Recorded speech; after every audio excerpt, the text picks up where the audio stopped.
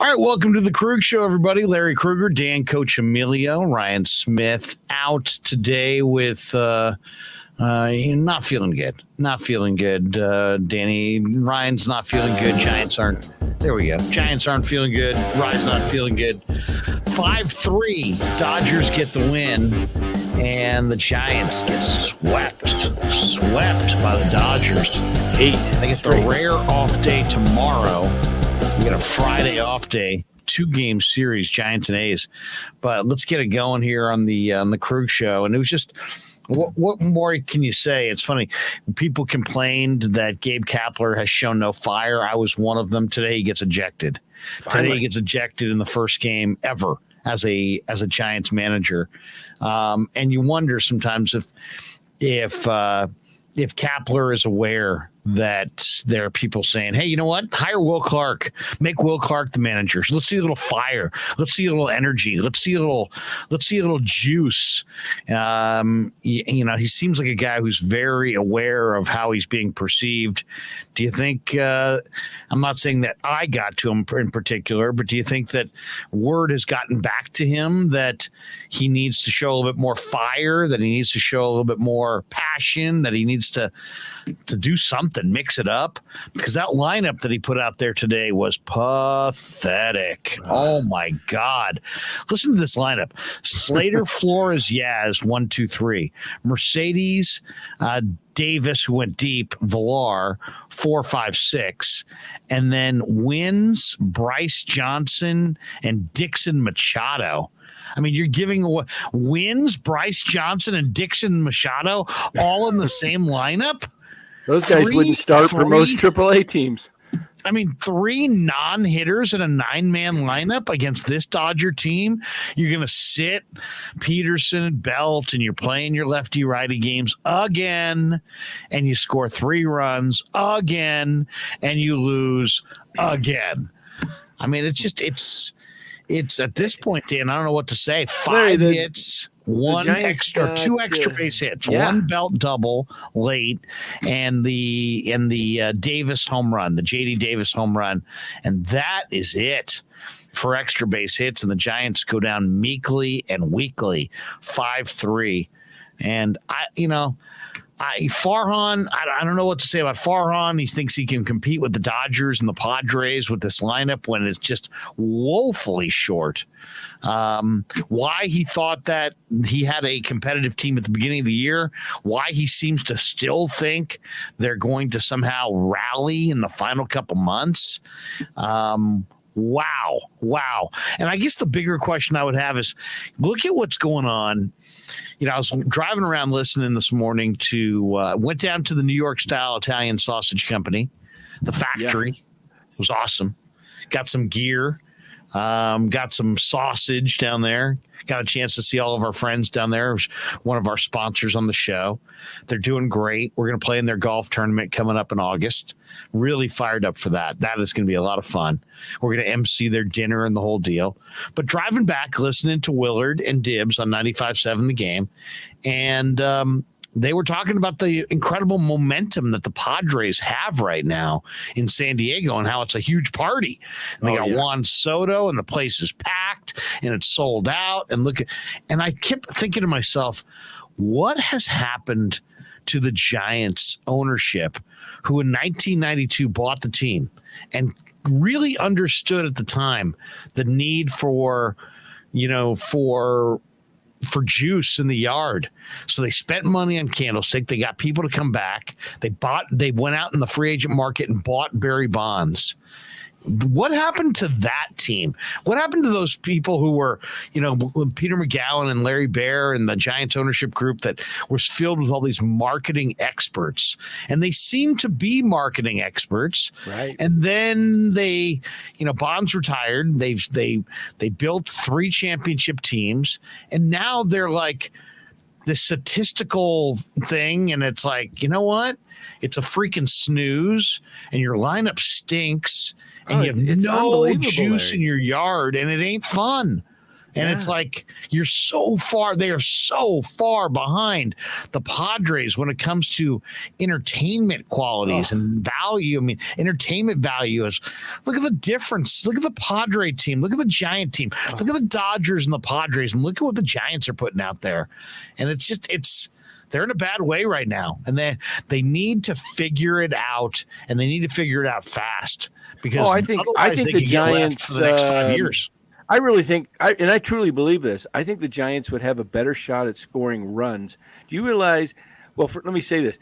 They have a better shot at scoring runs if they put Will Clark, Barry Bonds, and Kevin Mitchell in the lineup right now than what they're putting out there. And I seriously believe that, because these guys, it's unbelievable. In the last 4 games, against the Dodgers, they scored in 5 innings. They got 1 run Monday night in 1 inning, and another run, another inning. And then Tuesday night, they got all 5 runs in 1 inning. Last night, they got shut out. And today they got 2 runs off the home run. And then they got the one run in the 9th. That was a gimme off of wild pitch. The point is, they're not rallying with any consistency. None. So. Matt, Rebel 444. I want to hear Danny read off the winter editions that he wants. We have already made it to Giants off-season talk. Well, it is. Think about that for a second. Wow. Yeah, and before we do that, we actually have a donation and a new member in here. Let's see. Yeah, we got a donation from Dustin the Gale. Dustin the Gale donates $4.99. Gabe looks scary when he's mad. I'm still not sure what happened, though. There was some barking going on between Betts and Harleen Garcia, right? Yeah. I mean, maybe you could explain it a little bit more, but I mean, that was pretty much it. They were going after each other, and it was about Garcia made some kind of little sign or something, and then Betts didn't like it, and then I thought he was making a gesture toward the umpire, like get it straight, but then they described what was going on. And then Gabe comes out, and, it just seemed like showmanship at that point. Like, I got to do something. I don't know what the deal was. To me, if you're going to get thrown out, don't just take 40 seconds. Spend a minute or 2 out there. Get your money's worth. Yeah, get your money's worth. Take Matt them out. Wright is our new member, by the way. Matt Wright. Look at that. Yep. Yeah, ready to go, Matt. New YouTube member on the Krueg show, the Krueg channel here. Matt Wright has a new YouTube member, and you could be a member as well. All you got to do, I think it's $4.99 a month, and you're going to have some exclusive content that we don't give everybody else. We're also going to play fantasy football this year, and if you want to be in our fantasy league, we're going to choose from our members. So, Matt, welcome aboard. Thanks for joining. We appreciate the support for sure. Rod Dunham says, let's start the campaign right now. Will Clark for manager 2023. All right, I had Will Clark on the game when I was sitting in with Guru on Wednesday. And I asked Will, I said, Will, would you like to manage? Could you manage? And what I meant was not could you do it. I'm like, could you devote the time to doing it? And it didn't sound like the time is going to be an issue for Will. It's more about like, he's like, hey, man, I don't know if the players can take it. I don't know if I get in guys' faces, if they can handle it. If I challenge guys to be good and get in their face and start chewing them out, can they deal with it? Can they handle it? What do you think, Dan? What's your general feeling on could the players handle an in-your-face Will Clark, telling them, hey, you know what? I want it done this way.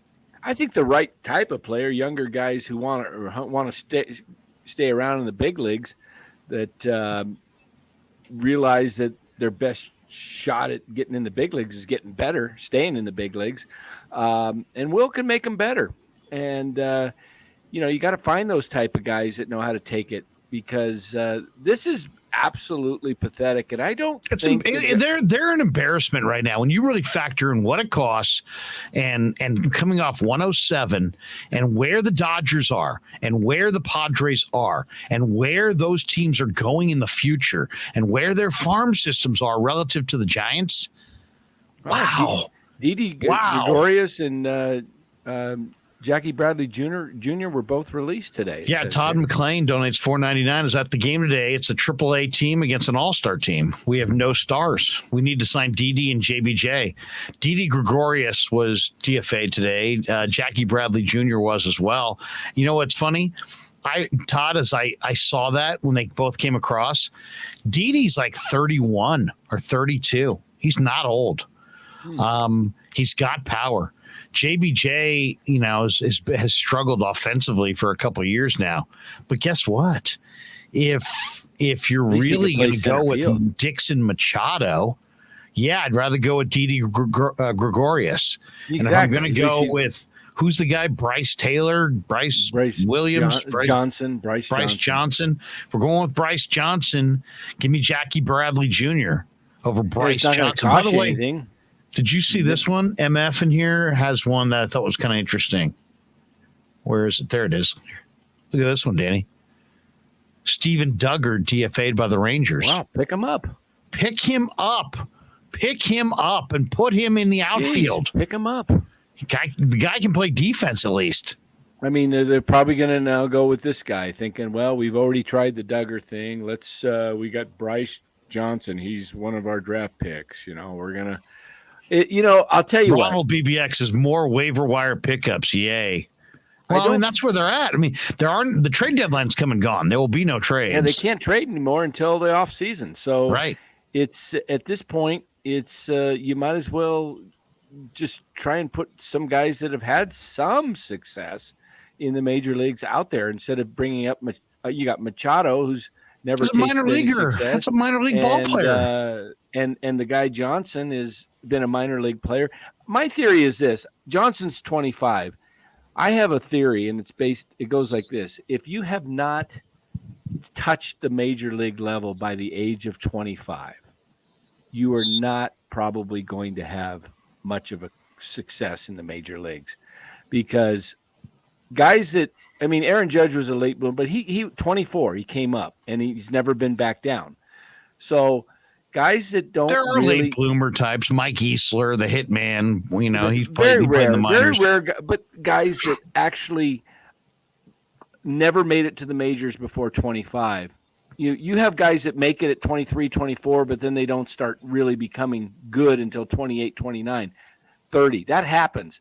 But like Yaz, for example, he didn't make it till he's 28.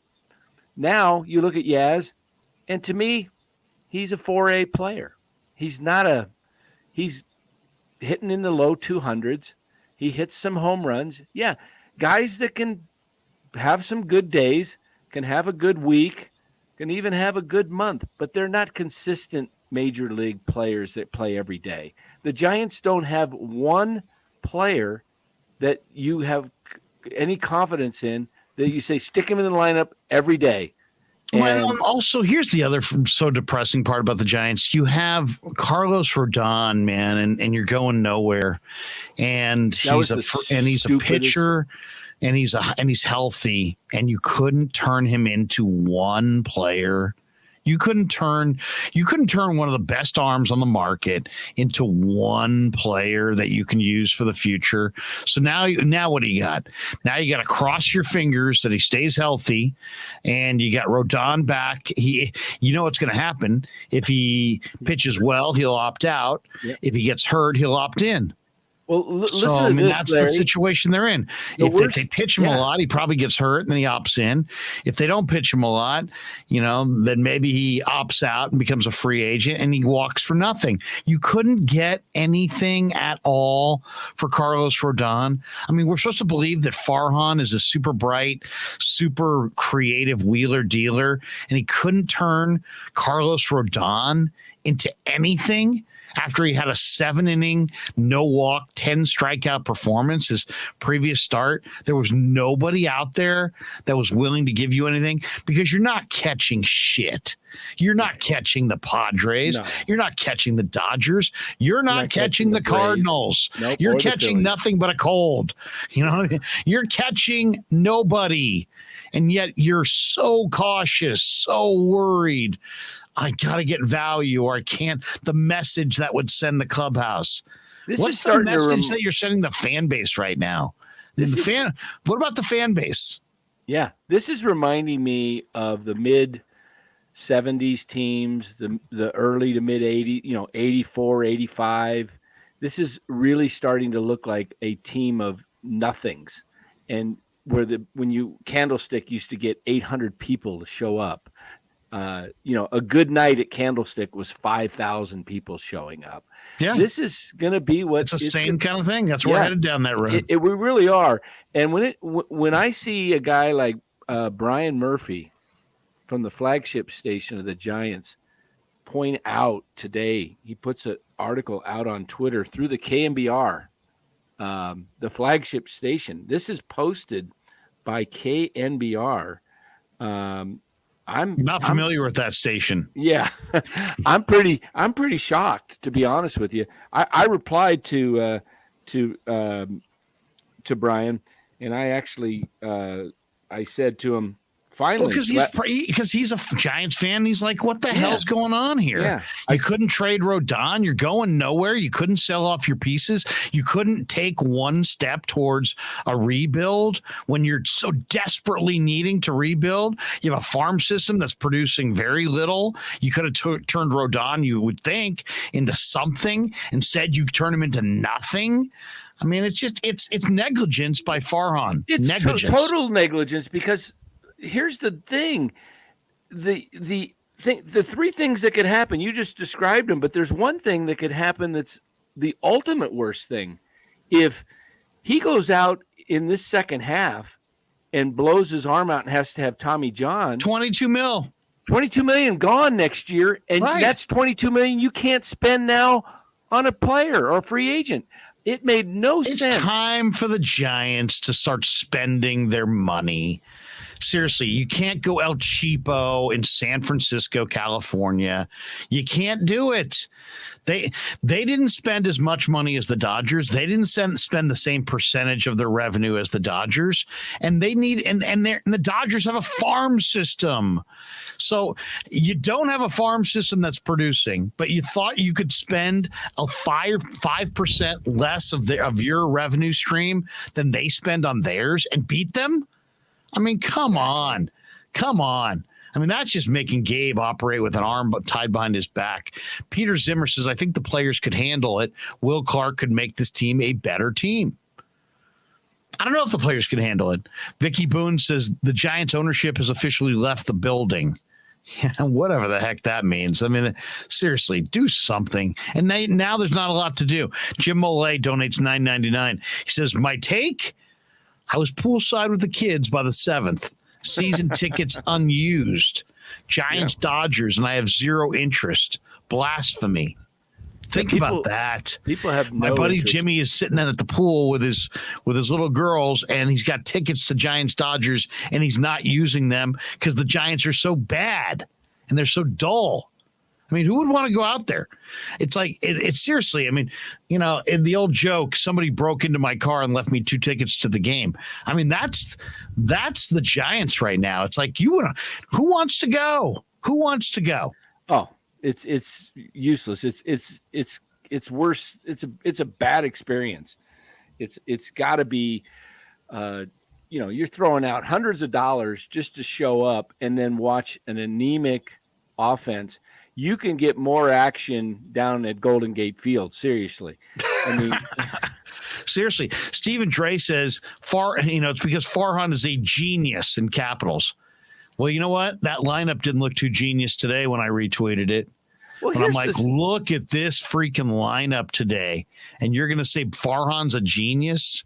I mean, I know Steven's being facetious, but my goodness. Here's the statement of the year. And this is what Brian Murphy pointed out today. Farhan says, we believe in the present. Really? You think presently you're shitty. All right. Presently you're crap. I believe in the present. I believe in the present as well, as in, you know what? I'm giving myself a present. I'm not going to watch your boring ass games.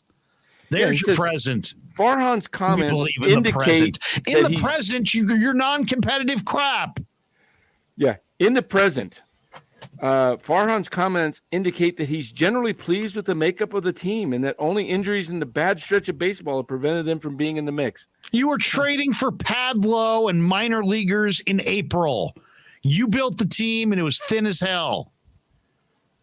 Yeah, I mean, come on. You signed DeSclafani. MF says DeSclafani's contract is awful. Who signed that contract? Farhan. Farhan signed that contract. Farhan didn't inherit that from Bobby Evans. He signed that contract. Yeah. $12 million a year for Tommy La Stella? Yeah. My God. Listen to this comment he says in the article he wrote. Farhan indicated the package they wanted for Rodon was not there. To that, I would submit two ideas. One, it's your job to find the right package. Two, can I introduce you to the old bromide about beggars and choosers? He also indicated that keeping Rodon was a vote of confidence in the team's ability to make the playoffs. To paraphrase the great Michael Corleone, oh, really, Farhan? Who's being naive? I mean, hey, this is playoffs. We need we need the Jim Mora playoffs. Yeah, playoffs. Playoffs. Playoffs. I think the pressure is. I really believe we don't have some laughter in here. Where's our laughter? Yeah, where's some laughter? Yeah, playoffs. Oh, wait, hold on a second. Hold on. Give it a second. Let's get it timed right. Playoffs.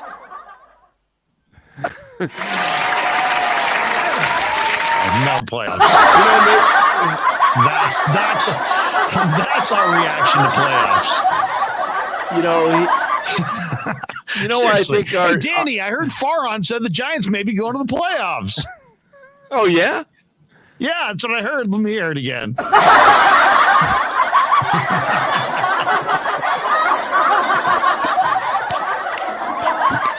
Playoffs. Oh, that's good.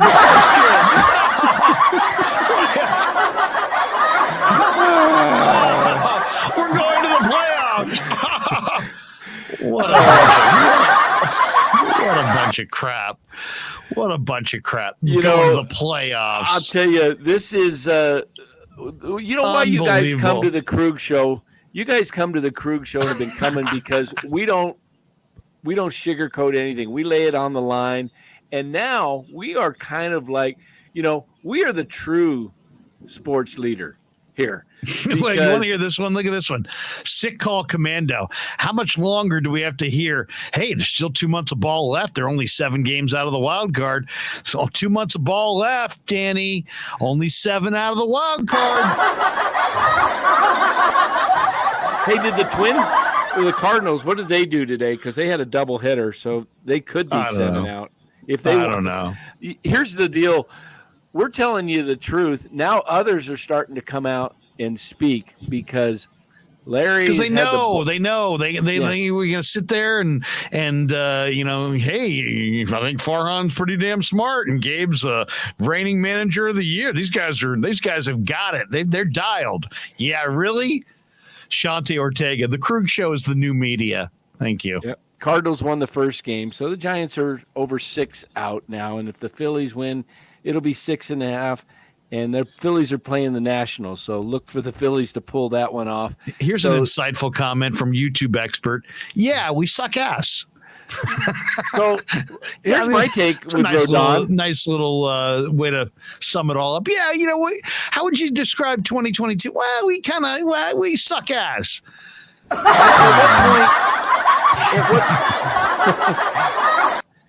At what point do you protect your investment with Rodon? 10 back, 8, 9 back, 10, 12 back out of the wild card where you say we're shutting you down for the year to protect our investment?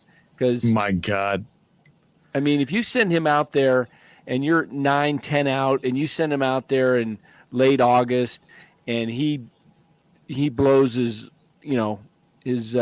owner whatever thing is for Tommy John, and he's out for next year, you just totally wasted next year now. Because next year, I don't even have much hope right now for next year or 24 or really 25. People in the chat, Clarence Beeks is like, Robert Rothberg, you hear?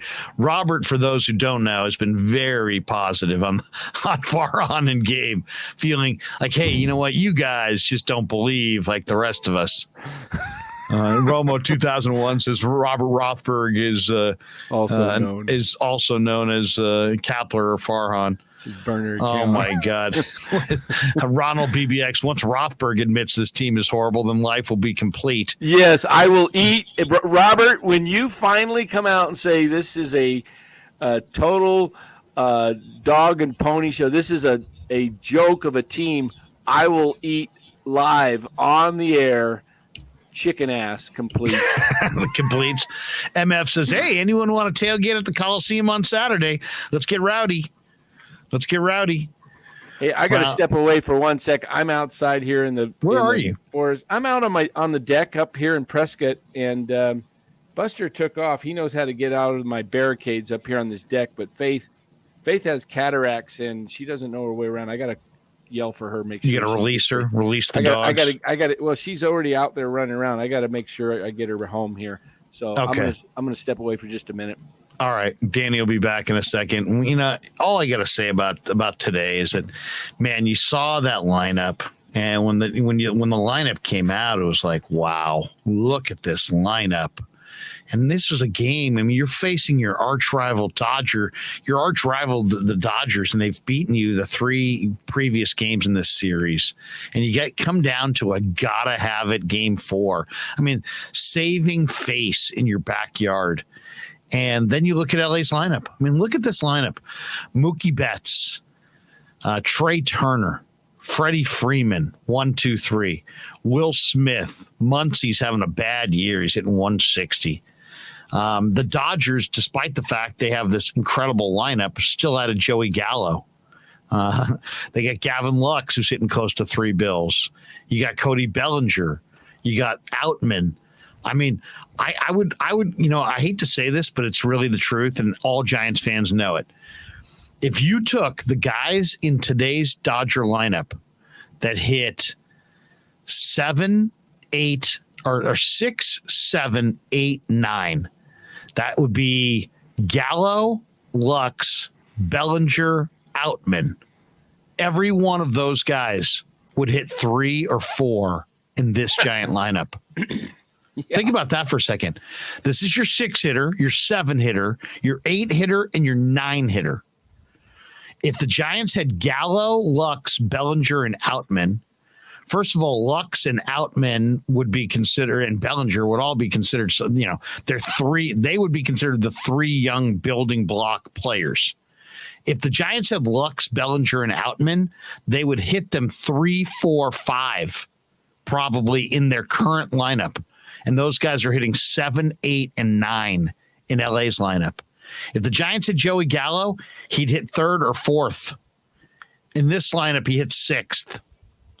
So, I mean, The Giants lineup right now is they're going into a gunfight. They have grandma's butter knife, and it hasn't been sharpened in a while. Slater, Flores, Yaz, 1, 2, 3. Mercedes, Davis, Villar, 4, 5, 6. Wins, that's Austin Wins. Johnson, that's Bryce Johnson. Machado, and it ain't Manny, hitting 7, 8, and 9. We got Machado and Hart and Bryce in the lineup, but the wrong Bryce and the wrong Machado. Here's my question to you. Is there anybody in the Giant team that swings a bat that played today that would even make the Dodger 25-man roster? Machado wouldn't. Bryce Johnson wouldn't. Austin Wins wouldn't. Only Belt who pinch hit. Maybe Belt who pinch hit. That's it. That's maybe really Belt. That's it. That's sure. It. Maybe think Flores. About that. Maybe Flores could be on the 26 as a utility guy. That's it. So like the guys who hit in the middle of the Giant lineup and who are like their foundation pieces, maybe could be the last guy off the bench for the Dodgers. Yeah. Wow. Wow. Think about that. It's amazing the Giants outdueled them last year. Yeah, it really amazing. It's shocking. because this team. It's one of the greatest. It's one of the most amazing accomplishments in sports history that last year's Giants team won 107.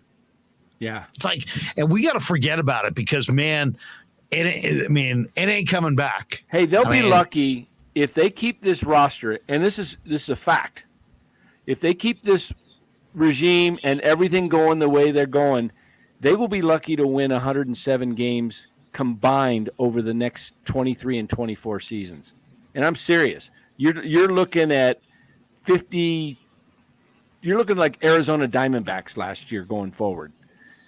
This is 100+ loss team going forward with this roster next year because Longoria. I thought they were a lock at the over at the beginning of the year. It was 85.5. I thought, man, it was a 90-win team. Yeah, it's sad because. Wow, I screwed that up. I miscalculated that by a ton. They're going to be sub 500. Oh no doubt. They're going to be. They were 14-7 in April. They're 10 games under since, and Farhan still believes they can run with the Dodgers and Padres. Yeah, I mean, what?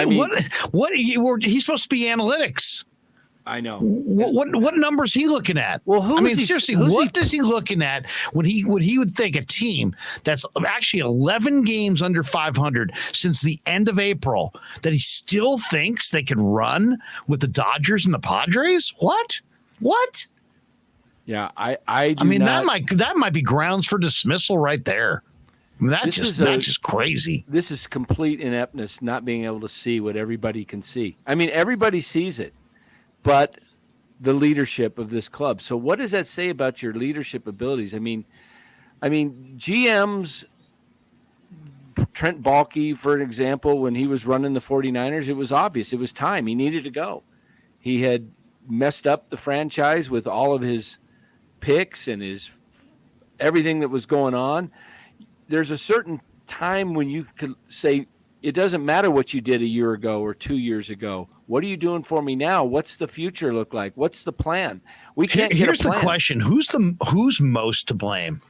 The Giant ownership group spent 47% of their revenue. The Dodgers spent 52%. We've talked about this a bunch. The difference is $20 million in payroll that the Giants didn't spend. So the owners went El Cheapo. So they clearly are to blame.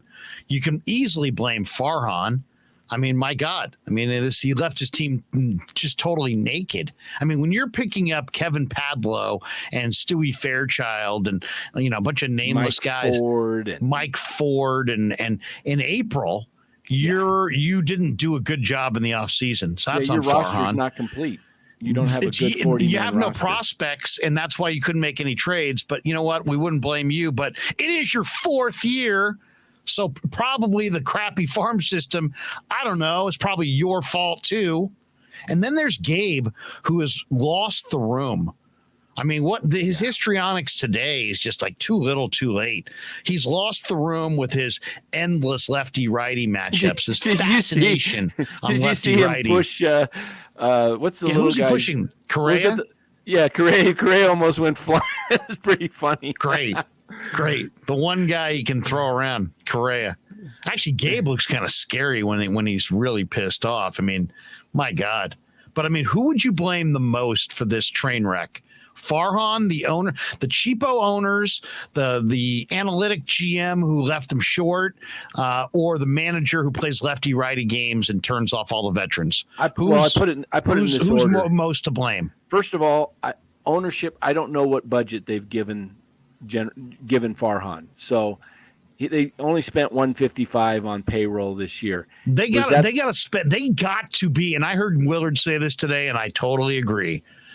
The Giants have to be a top 10 payroll team.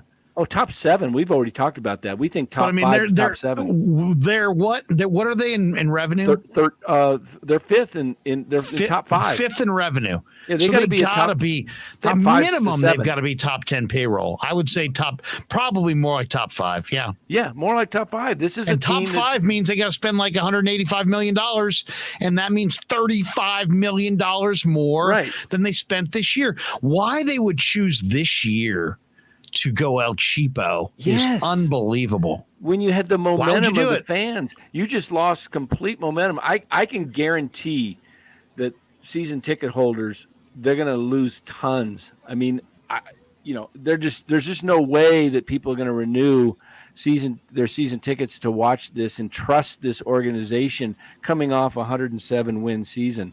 I see they sent me something the other day that they're having. When do you, as a season ticket holder, have to make your commitment for next year, according to them? Well, I just got an email yesterday from my ticket person of the Giants, and they're having season ticket appreciation week coming up. Yeah, I bet. The end of August, first week of September, and they're asking for you get something if you do early renewal. Let me see if I can pull it up here, and I can actually tell you what the Giants are sending out. When do they want you to decide to renew by? Let me see when this is. Do you remember what it was last year? I don't know. September 1st, they're saying renew early and be entered into to participate in special. So they want you elements. to decide by September if you want to renew, and yet they need to go spend a ton of money in the free agent market, or you don't want to renew. And the free agent market doesn't kick off until 5 days after the end of the World Series, which will be in early November. So they want you, the season ticket holder, to decide 2 months before the cheapo ownership, decide if they're going to spend a nickel. Yeah, I'm not sure exactly what the deadline is. In a situation where they own their own ballpark. Right. And it's all paid off. Yeah. And they're super rich. There's no way that they can get. Wow. I think anybody who is renewing their seats at this point is prolonging. Needs to be tested. Needs to be drug tested. It really is, because you're going to have your pick of seats pretty soon. You can have your pick of seats any day of the week. Right. I mean, you're better off at this point. Just go to the games you want to go to and pay. Even if you have to pay a little higher, you get your seats wherever you want to sit.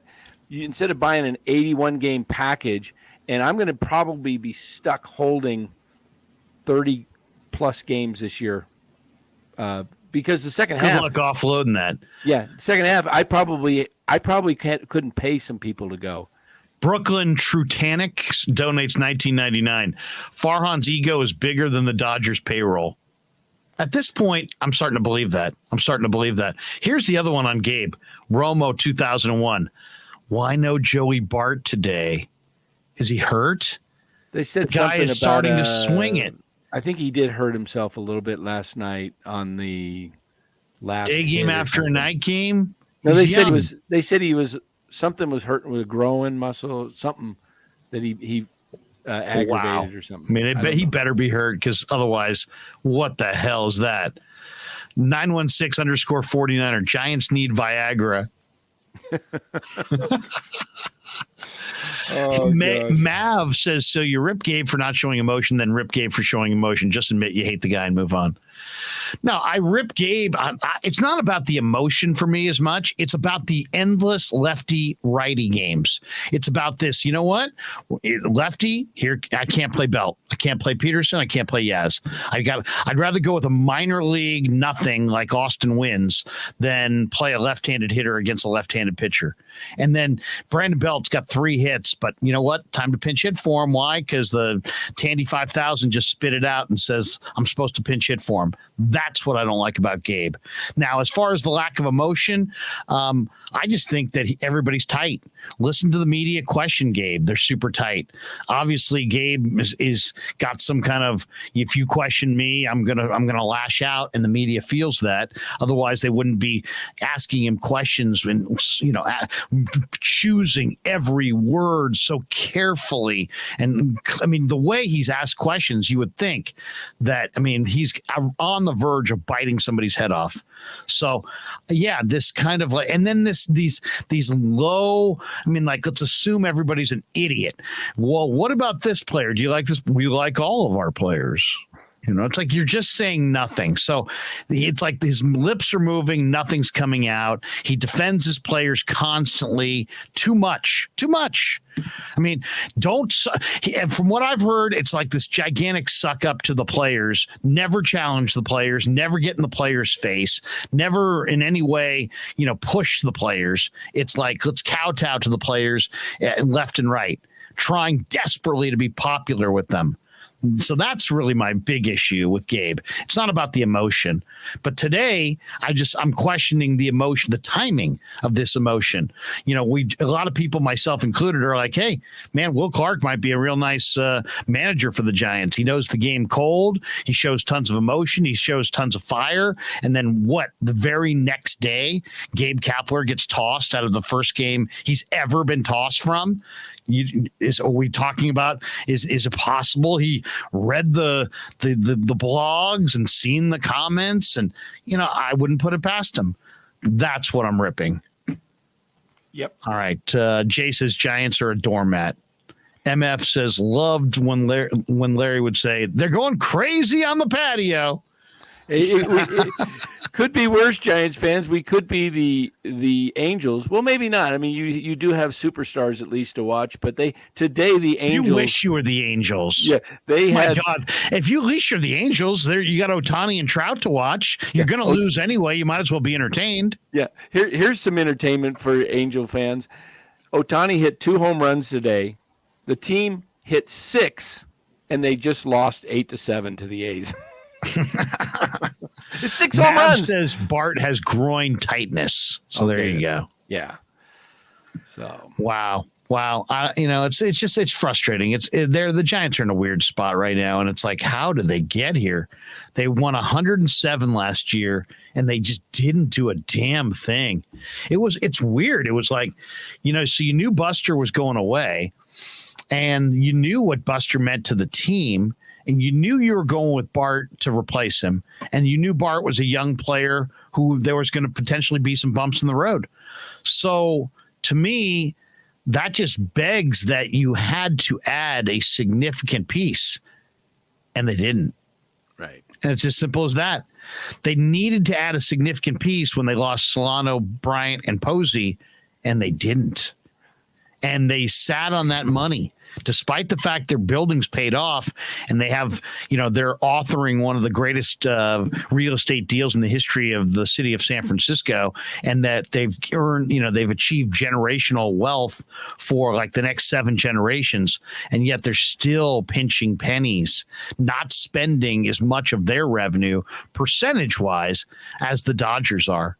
And you think that's going to – and with a farm system that's not ready to spit out players, you really thought you could spend less than the Dodgers and Padres do on their farm system, and you could spend less on baseball payroll, and all of a sudden you were going to be better than them? Now you got 2 big boys in your division, and they're not going away anytime soon, and you got nothing. You have nothing on the verge. If I'm running this club and I'm interviewing for the GM job, I would, because I'd go into who's ever making the decision and say, you want a competitive team next year? It's going to cost you. You're going to give me authority to do that? Here's what I'm doing day 1 on free agency at 12:01, first day. I'm on the phone with Aaron Judge's agent. I'm on the phone with Trey Turner's agent, and I'm saying, I will be top bidder. Okay? I will be top bidder, and I will beat it by $5 million a year. Okay, so I'm going to get those 2 guys because I'm just going to go all out, and I'm going to spend because I've lost my entire franchise. I'm not going to have any season ticket holders, and then I'm going to try and trade for Shohei Ohtani. I'm going to try and take the package because he's on a final year of his contract, so he won't cost as much. Where's the disconnect on the marketing too? I mean, at one point, the same ownership group invested record-setting dollars in Barry Bonds. So at some point, they understood the need for marketing. Yes, and now they've given Farhan so much control that marketing is not part of his equation. I'm convinced there's a clause in his contract that he's getting a percentage of the profits. He's getting kickbacks off the savings. Something, because there's no reason to be shopping at the 5 and dime store when your division, the Dodgers and the Padres. I mean, that place is hopping down there in San Diego and Chavez. The fan. I mean, they're going to be putting 40. They've gone after all the exciting players, and they've landed a few. And they're going to have 44,000 or whatever the capacity is in San Diego. They're going to have that for the rest of this year, because people are just going crazy. And the Dodgers are putting 45 to 50,000 a night. The Giants, against their biggest rival today, let me look at what the attendance is. You got to spend money to make money. Yep. I'll bet you that attendance today was under 30,000. It sure looked like it on TV. 34,640. And I think that's pushed up. It looked to me like a 23,000 crowd in there. Anonymous says, I love Krueger, but he said the dumbest thing in the postgame show. He says, can't wait for the big boys to come back this weekend. Krug, the Giants do not have any big boys. Who's he referring to? Jock? Crawford? I mean, really? Those guys are going to come back and lift this team up? It's hard to picture. Really hard to picture. Rod Dunham says, shout out to Rye. Hope he's doing good today. Hope he's doing better. Yeah, Rye's got the COVID, but he was having a rough one last night, and he's too down and out today to answer the bell. So I have not talked to him, but did you talk to him? No, he texted a little bit and just said he was feeling crappy and just pretty wiped out. But I mean, what do you think of that, Larry? Ohtani, go make a trade for Ohtani. The prospects that you were trying to use in the Soto deal, you probably wouldn't have to give as much because he's on the final year of his contract. So less control. I would say this, Danny. I would say this. The Giants need to aggressively pursue, in both free agency and the trade market, every exciting player in the marketplace that they can afford. Right. Because they are dull. They are dull. I mean, I would, if you're not going to trade Luciano, I would try and see what he can do the rest of this year. And then if you're going to go out there with young guys, bring them up next year. Let's see what, let them learn. I'd like to see Harrison this year. I'd like to see Ramos this year. I'd like to see a few of those guys this year. Yeah, I really would. Romo 2001 donates $2. He says, check Steven Rosato Twitter on Kepler's ejection. Can you check that for me? Yeah, let me pull that up here. Mav says Gabe is 50-50 for me. I hate the platooning, but Farhan is not helping. And even when Cap makes the right move, they don't execute. Take the Harleen Garcia in the 8th move against the Dodgers right after the break.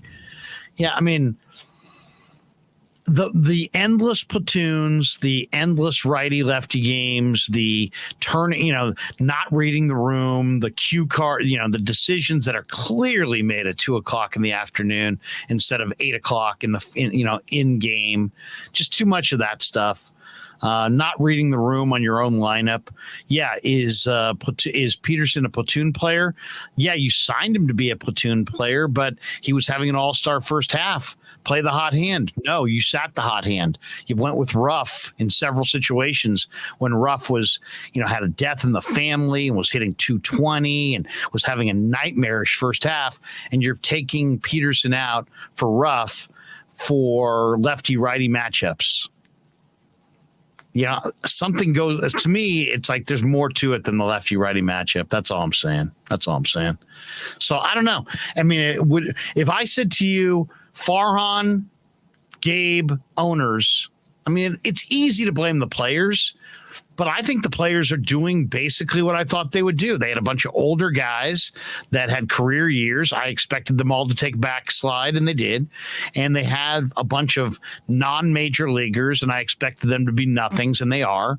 So I would blame the players if I thought the players were jaking it, or if I thought the players weren't going hard, or if I thought the players were negligent or achieving far, far below their talent level. But I don't see that. I see a questionable group of players. So I'm not going to blame the players. But to me, it comes down to the owner, the GM, and the manager. And to me, there's enough blame to go around, really. There really is. Now you get 2 months of baseball, and you got to watch the Padres and Dodgers just party in your own division. And you have no the Giants have no answer. I mean, if the Giants played the Dodgers and the Padres, Danny, 100 times, I don't think the Giants would win more than a handful of games. What are you listening to? You're muted. Yeah, I was listening to Kapler here. I didn't want to play it on. What's he saying? Well, this is pretty crazy. I don't know if I send it to you, if you could put it on or not. Can you just tell us what he said? In the thumbnail, to me, what I gathered out of it is he felt shamed by being talked down to by the home plate umpire in front of his dugout, because the umpire came over and said, something about, hey, he's competing between the lines. You can't have that. He's over the top on that. And Gabe went off on him because he felt like he got showed up by. I mean, he's not saying I got showed up, but in his own words, he's saying, I had Harlan already in the dugout. I was going to talk to him, but basically you had to scold me in front of my players. And so he lost. He goes crazy because he got scolded. I mean, what are we talking about? Is this guy, I mean, this is like a narc. I mean, this is crazy. It seems like a guy who wants to get run for effect. Yeah. How dare you? I asked the question, who's most to blame? And Nick J says ownership, sell to Joe Lacob. Yachty says ownership. Spencer says ownership, then Farhan. That's how I have it. I have it ownership, Farhan, and then Gabe. Even, because Farhan's responsible for the hiring of Gabe. He's responsible for the product, the players he's got. I mean, if you look at the 155, and Farhan's responsible for the construction of the roster. There's teams that have much lower payrolls than the Giants that have a much better farm system, producing. And look at Tampa Bay. I believe they're only like $83 million a year. That's close to half of what the Giants are spending, and yet Tampa Bay's consistently competitive. Nick J says Charles Johnson and company to blame, so he's blaming ownership. Anonymous. Farhan put the team on the field, but Kapler has no idea how to manage an actual game, so he's blaming both those guys. Peter says everyone is to blame. All of them should be held responsible. No excuses. I'm kind of with Peter on that. It is amazing. Orioles are $43 million payroll, and they're a 500 team. Tampa Bay, $83 million. Miami, just behind the Giants, $79 million. I'm looking at teams that are below the Giants here. The Giants are $155 million. Arizona, $90 million. They're a much more exciting ball club. Where are the Giants ranked on the spending? 12th. They're 12th in spending, and what are they in revenue? Fifth or under, yeah. They're from 3 to 5 every year. How about this? Next time you get the owner on your station, how about maybe that question? You're 5th in revenue, you're 12th in payroll. Here's a real long question. Why? Yep. And I'll just shut up and you can answer that. You're 5th in payroll or you're 5th in revenue and 12th in payroll. Why? Milwaukee, 19th in payroll, 131.9. They're constantly ahead of the Giants. But why the Giants? Why the Giants a top 5 revenue team and they're only a top 15 payroll team? Why is that?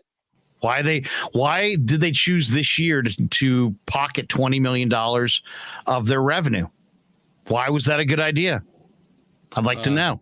Your farm system. I mean, it would be one thing if they said, you know what, why it was a good idea, Krueg, is because our farm system was ready to produce, and we just had younger, cheaper, better players that were coming up, and that's why our payroll. That's why we pocketed the $20 million. But that's not the case. Your farm system is not ready to produce, and you knew that. So why did you pocket $20 million and spend 5% less of your revenue than the Dodgers? Why are you a team that has revenue in the top 5 and you're more like top 15 when it comes to payroll? I'd like an answer to that question, and I'll wait. Mav says call up Ramos, Dabovich, and Bednar. Let's see what they got. That's basically what this season now amounts to, is just who can you call up in September or before that you can take a look at that potentially could be on the 25-man next year? Right? Yeah. I mean, there's not a lot of what's this year about at this point? Yeah, now it's just, might as well start bringing up young kids. I mean, MF says, "Do you guys hear Farhan and Cambiar yesterday?" I did not. Did you? No. What do you have to say, MF? Yeah, when you sum it up for us, MF, let us know. We got this one from MF. He says, "Call up Vaughn Brown. He's got 35 stolen bases." What level's Vaughn Brown at, Danny? Double A? High A. High A, MF. You're going to call a guy up from high A to the majors? It's been done 7 times in history.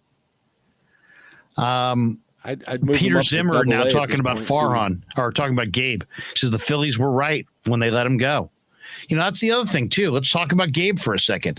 If you start questioning Gabe Kapler, all the giant, sycophants come out of the woodwork. You want 107. 107. All right. I counter that 107 with every other year he's been sub 500 or 500. One year he was 500, right at it. 500 or sub 500 every other year, 107 1 year. Is 75%. Is 107 the aberration? Or the rest of the years the aberration? Yeah, this is his 4th year. Oh, wait, this is his 5th year managing. 2 with the Phillies, and this is his 3rd with the Giants. So 80% of the time, he's at 500 or below. Jay says Giants coughed up a very good pitching prospect for Donnie Walton. Is that true? Who did they trade for? Can you look that up? Who did they trade for Donnie Walton? Was it Baroa? Was it Prelander Baroa? Prelander Baroa, who they got from the Twins? Let me check that. I think that's Ronald who it is. BBX says Papirski is the solution. I right now, I haven't had lunch. I could use a couple of Papirskis. Seriously, maybe a little side of ranch. Maybe toasted. There you go. Humble season ticket salesman. It's okay, guys. Farhan's playing fantasy football, and Kapler is going to outside lands tomorrow. Kapler literally said in the dugout before the game. He said that in the dugout before the game that he's going to outside lands. Awesome. Enjoy studying the drummer. Yeah, it was Prelander Baroa who was Baroa. There you go. And he's so far this year he's pitched 68 innings, 103 strikeouts with a 2.49 ERA. Got to get Donnie Walton. A no-tooler. Humble season ticket salesman says the Giants are not a serious operation. Wow. Matthew Mears blames the owners. I got to know why they decided to go El Cheapo this year. I got to know why they decided to pocket the $20 million. I got to know why they thought they were going to be competitive with the Dodgers spending. They already have a lot less revenue, and then they're going to spend 5% less of that revenue and think they were going to win? Really? It's almost like they didn't. It's almost like they threw away the year. We got a guy in Farhan who's just. We don't even have to go far back. Just as much as 2 nights ago, he's sitting there telling us that he they can run with the Padres and Dodgers. Yeah, he believes in the present, and he says we're just a couple of weeks, a hot streak away from being back in it. Just like we fell on hard times in a couple of weeks. You haven't had a hot streak since 1 week before the break. You went 7-2. Prior to that, you've been 500 or below since May 1st. You're 10 under, now 11 under since the end of April. That's the present. Yeah, this is what I don't understand. The present is outside lands. That's the present. I just don't even understand how people have any faith or trust in just because like you said, he's pretty glib and he's very, likable personality. He's a likable guy. Farhan's a very likable guy, but look at this team. This lineup is not likable. In spring training, but I'm questioning his baseball knowledge because he has come up. His best finds have been Yaz, and we saw it for a little bit. Gonzalez, and guys that are. Who else is he? It's year 4. It's year 4. Everybody on the 40 man is his deal. But I mean, it's year 4, right? But what's his biggest? I mean, Rodon was already self-made. That was it. But what's his biggest signing? Jock is probably Kyle Harrison. Yeah, in the draft. It. Kyle Harrison. So we haven't seen, and then anything. Also a bunch. Here's the other thing too. Farhan is a great assistant GM because the assistant GM is the guy who kind of fascinates on the 25th man on the roster. Let your assistant GM, get all wild about guys number 23, 24, 25. Farhan has spent so much energy on 23, 24, 25, and 38, 39, and 40 on the 40-man roster, and he doesn't even pay any attention to the fact that his team is boring as shit. They have nothing. They have nobody. I mean, they don't have headliners. I mean, it's seriously, it's a house that has no roof. And Farhan's walking around talking about, blinds. Do we go with Hunter Douglas? Do we go with plantation shutters? Do we go with, should we do this?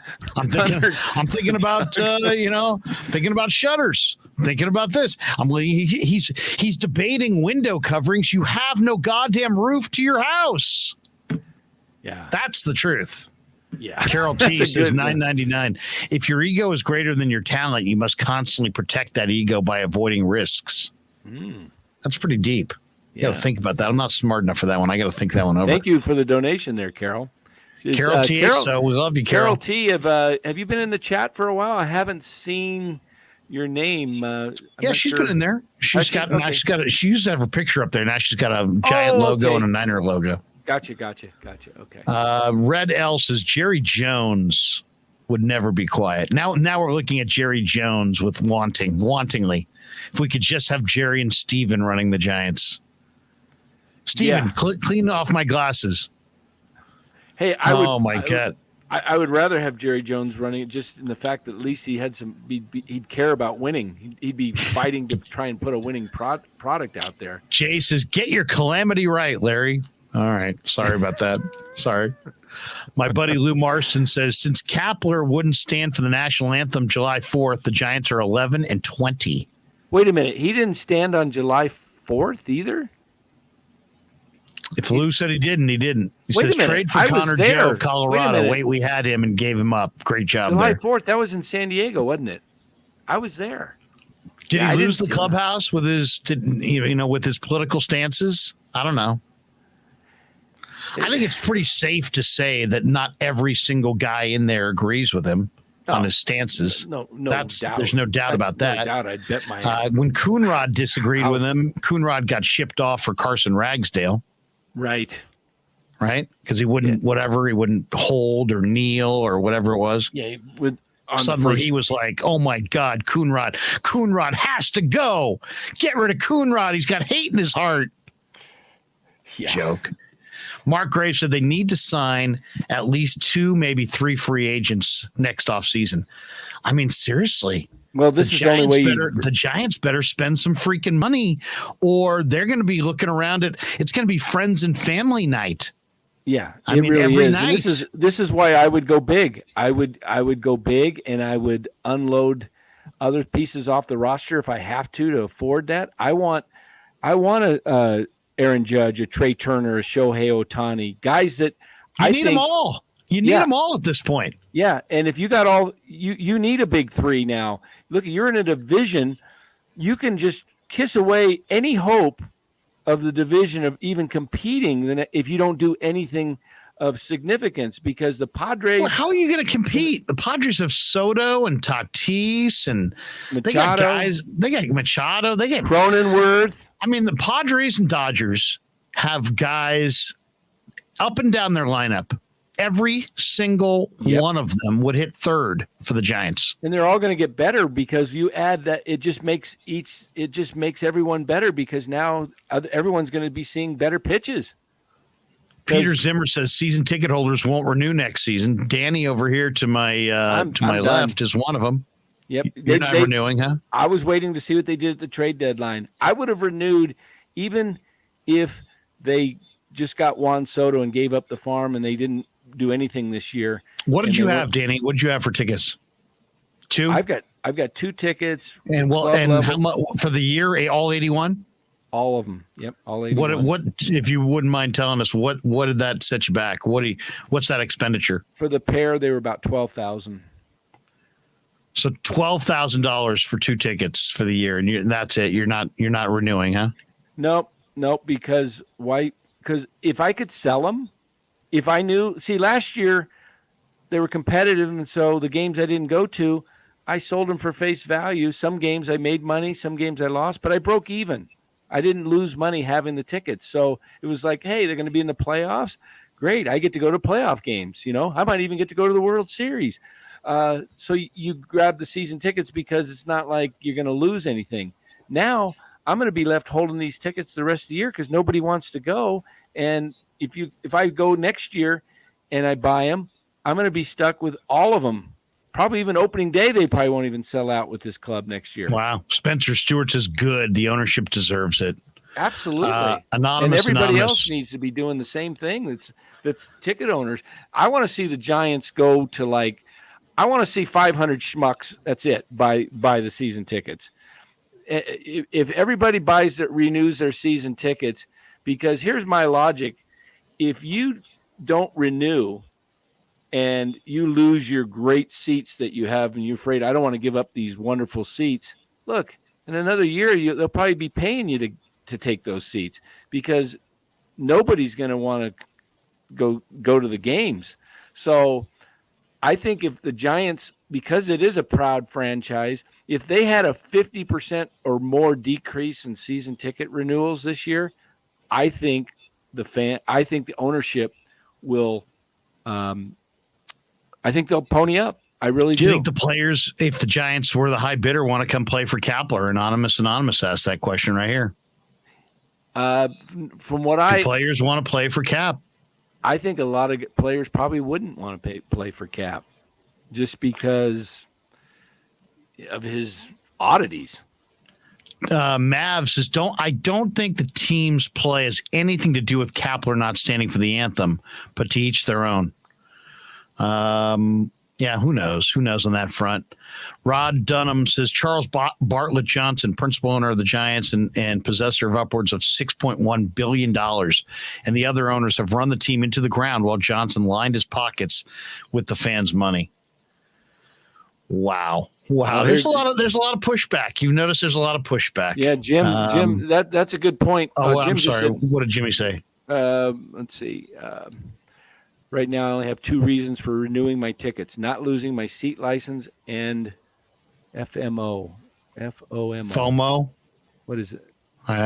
Jimmy, we're not cool enough for FOMO. MF says Ned would be a great hire. Yeah, I mean, seriously. Wow. Yeah, my seat license. That's the one thing you own the seat. You can sell it, Jimmy, on Marketplace. You get more lube for early payment for next year. More coconut oil for the coconut oil. Yeah, you get a lifetime supply of coconut oil for early renewal. You get a free hand tattoo on opening day. Oh my God. Lou Marson says Kapler wouldn't stand for. Okay, now he says they're 11-20 since he wouldn't stand for the anthem. Yeah. Trade for Connor Joe, Colorado. Wait. Unbelievable. Well, there's just a lot of unhappy people. There's just a lot of people who are just like, wow, I can't deal with this. Season ticket holder, Rod Dunham, he says season ticket holders need to not line these billionaires' pockets next year. Absolutely. And I understand Jimmy's point on the seat license because we do pay for that.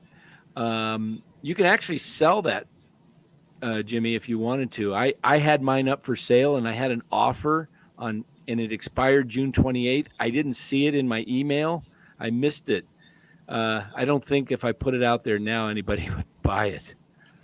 MF says flavorless squad playing boring ball with a manager that sounds like every Salesforce Zoom. Nothing but buzzwords and corporate speak. He's baseball TED Talk. And that's MF quoting our good friend Patrick Connor. Pecan in the house through MF. Anonymous, Danny, please stop the fantasy baseball. The Giants are literally 6 or 7 pieces away. Signing 2 guys for $500 million is not the answer. I will say this though, you gotta. It's not about forget all this. Like we're gonna do this the prudent way. You better have marketing in mind, or the Giants have no goodwill after this season. People are not going to believe in a bunch of no names. So you better have brand names. You better have brand names ready to roll, or get ready for a ghost town, because you got to get the fans excited. You got to get the fans excited. Barry Bonds got the fans excited in the winter of '92, and they bounced back in '93 with one of the great seasons in Giants history. But you had the Giants ownership understands marketing, but they have sold their soul to Farhan in this analytics approach, and now he has total control over the 40 man, total control over the 25 man, and they're boring as shit. I mean, that's really it. And they have no prospects coming to speak of, and they're worlds behind their two chief competitors in the division, and the Diamondbacks are kicking them around. And I disagree with you look at the Rams. They filled in stars in the best positions, and they went with guys that were, average players at many of their positions in the field, and they won a Super Bowl. So you can't tell me that the right pieces couldn't put you in contention. I mean, the fact is if you had a Trey Turner leading off. But the point is right. I agree with him. Is that you need it's a lot not more about pieces. two guys or three guys. You need those guys. You need to go sign two or three major free agents, but then you also need to back it up with some trades, and you better start to produce some guys out of your system. This is no prospects, no trades, waiver wire surfing, DFA surfing, looking to just incremental improvement on guy number 23, 24, 25, guy number 38, 39, and 40. That ain't working. It's not working. If I have four guys that equal, say, 125 million of my payroll. Now I've got 75 million to put out there for another 22 guys, 21, 22 guys. You should be able to do that and sprinkle in some guys with $6-8 million contracts. And you still have a lot of guys that you can pick up on the major league minimum, which is like 700,000. So, which, guys like Joey Bart are going to be 700,000. Tyro Estrada's, he's a decent player, 700,000. You can mix and match and good, but you can have a $200 payroll and have four guys million, yeah. Or 200 million. If you have four guys eating up 125 million of it, you can still be competitive. I mean, they got a ton of money to spend. They've cleared the books the next couple of years. They're set up to spend, but is anybody going to want to come here? Does anybody want to take money to less money in California and pay the taxes? Does anybody want to play for Kapler? Does anybody want to come here on a team that's rotating minor leaguers and is thoroughly outclassed by multiple teams in their own division? You know what I'm saying? Players have choices, and not to mention the free agent market. All those guys are 30, and they all want long-term deals. And it's a landmine,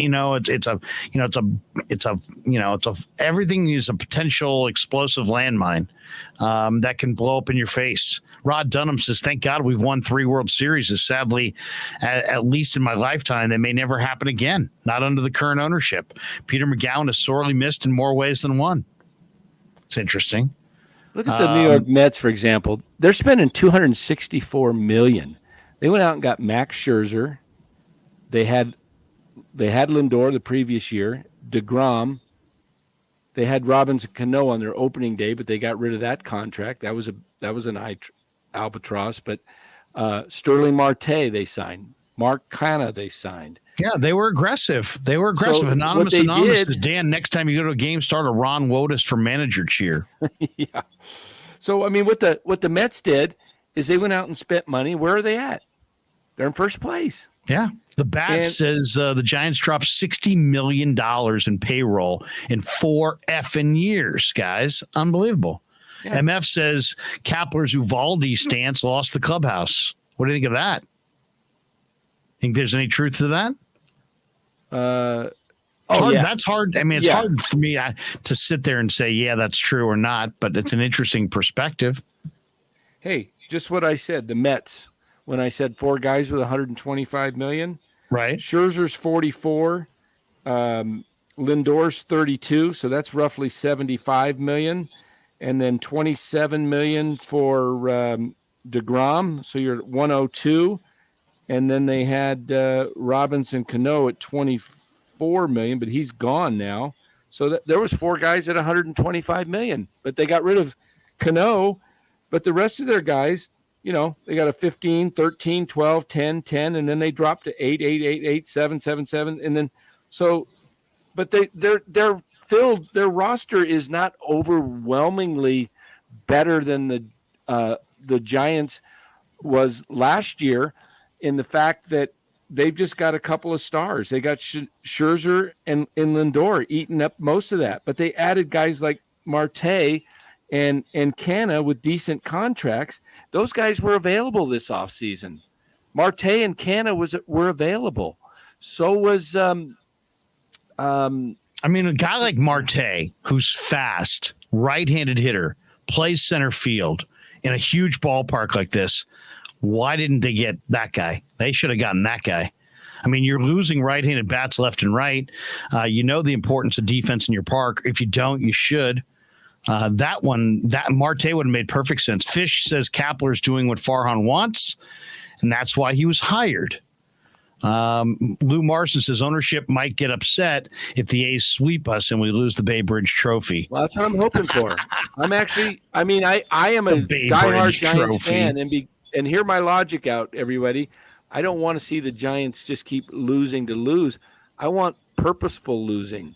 And so if they continue to lose, regime change. Yeah, exactly. And that's why I want them to lose this weekend, because I know the season's over and I want to see change. What would it honestly take, Danny? And by the way, the Giants are 10-22 against the Padres, Dodgers, and Diamondbacks. I mean, and soon to be about 10-25, or because they have the Padres for 3 in San Diego next week, don't they? Farhan has no idea what he's doing. The Yay area weighs in on that. Let me see. The Giants. Yay area says, I'm tired of all these dumpster diving moves for players. Get real talents here. Yep. Giants go to San Diego after the Oakland series for 3. So there's 3 more losses. Here it is. Likely. Mark Graves, 5th in revenue, 12th in payroll, last in excitement. Yep. So I think the A's have a shot at beating them. I really do, because I think the Giants are defeated. They're going to go in there not very high. You know, they're coming off 4-game sweeps in a week to the Dodgers in just over a week.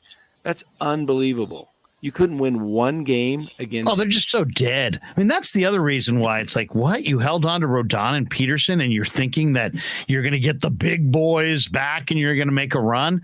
How preposterous is that? You're going nowhere. You have nothing. We all you should have sold off. Now you don't even have an opportunity. There's no such thing as August trades. So that's done. You know, it's a wrap. This is why I believe, Larry, that people are starting, like guys like Brian Murphy, Mark Willard, starting to come out and get on the Giants because of what happened Monday night. Monday night was a favor to Farhan. It was like, here, T-ball. You come in, Dodgers just beat the crap out of you 8-2 or whatever it was. And it was like, okay, we have 3 more games with the Dodgers. We're going to be swept most likely.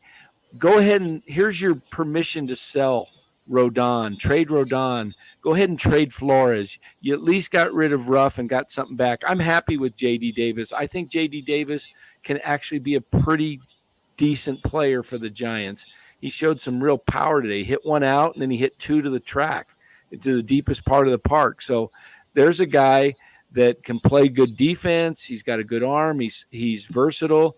That's a good move. I give Farhan credit. That was, Ruff is 35, and you got 2 other prospects. Maybe J.D. Davis and Colton Welker battle it out for 3rd next year. Is that what you're saying? And Davis can play left field a little bit too. Davis is a player. This is a guy that was in the Houston Astros had him.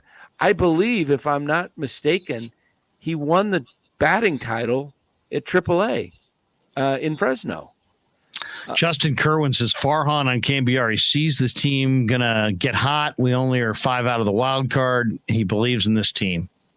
Wow. And then he's the only one who does. CK Chin says, so tier 1 tax starts at $230 million. The Giants could have spent up to $229 million, and they spent 155. 155. So $75,000. The Giants $75 million. Million. Yeah. 75 million. Yeah. 75 million the Giants could have spent this year to make them better, coming off of a 107 win season. Imagine if the Giants had gone out and signed Nick Castellanos, Sterling Marte,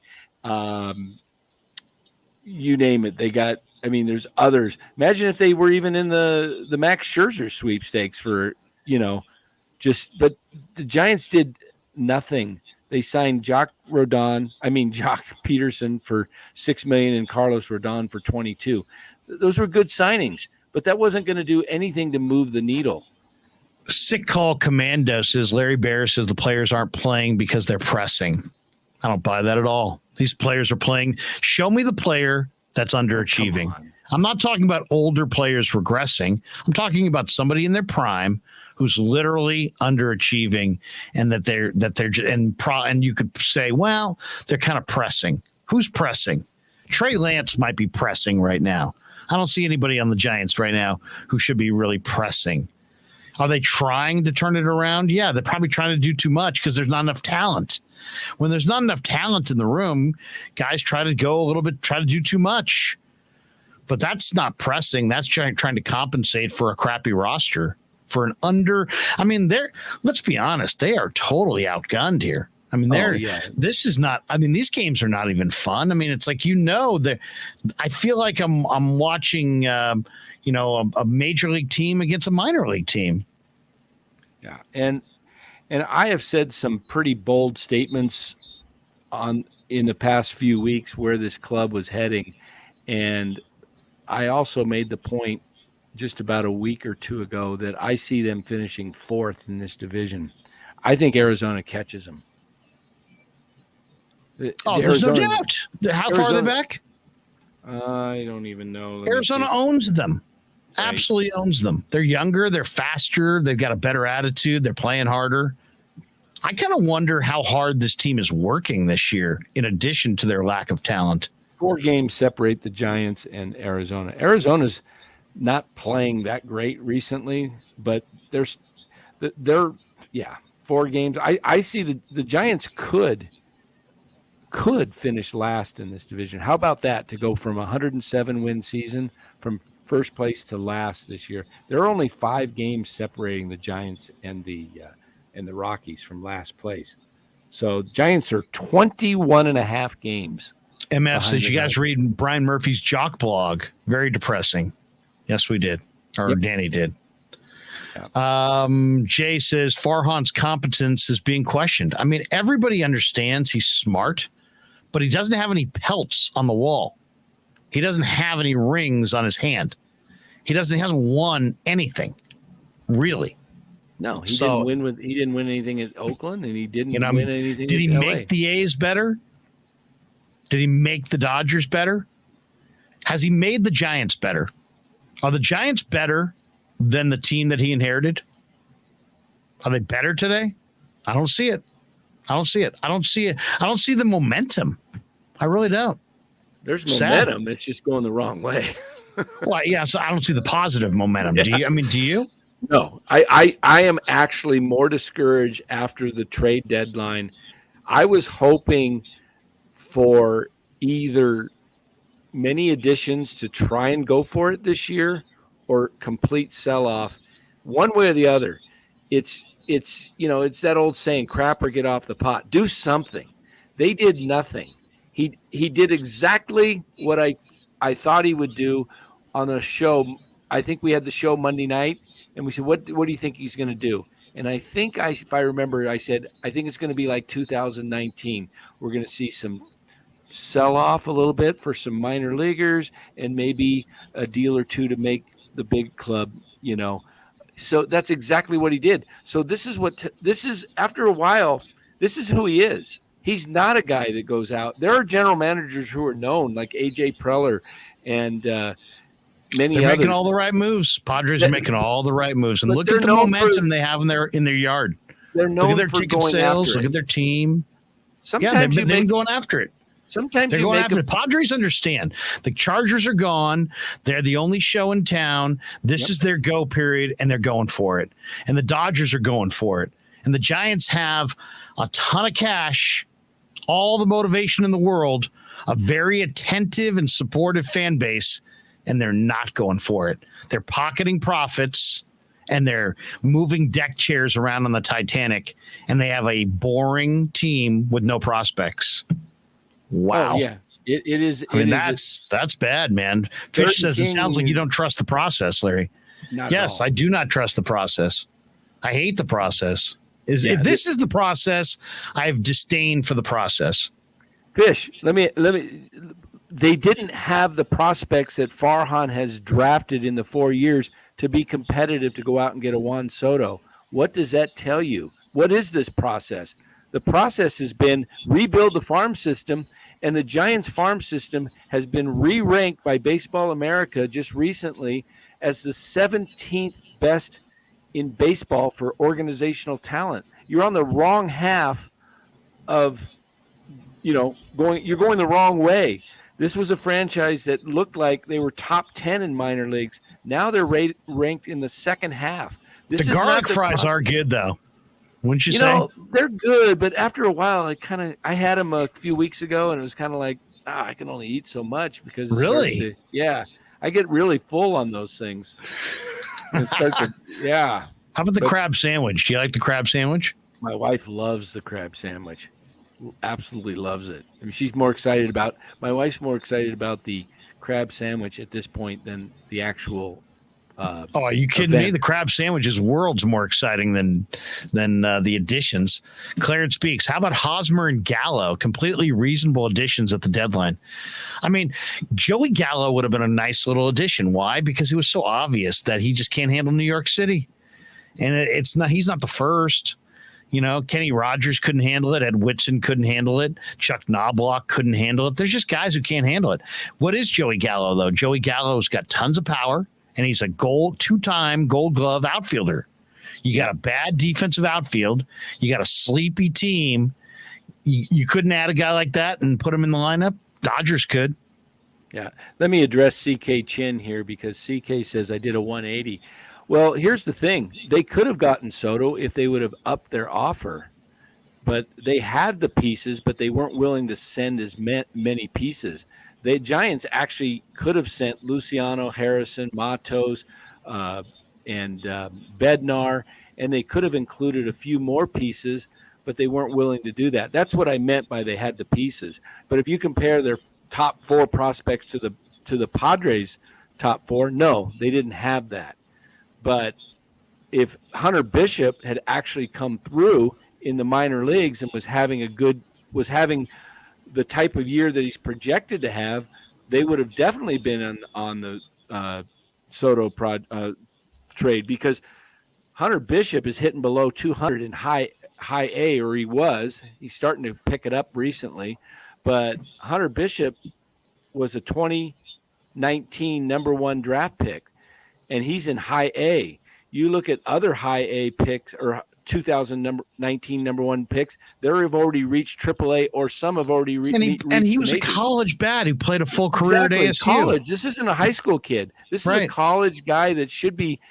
If you come out of college 3 years later after being drafted in college, you're in high A. Some teams put their college draft pick and they begin them in high A.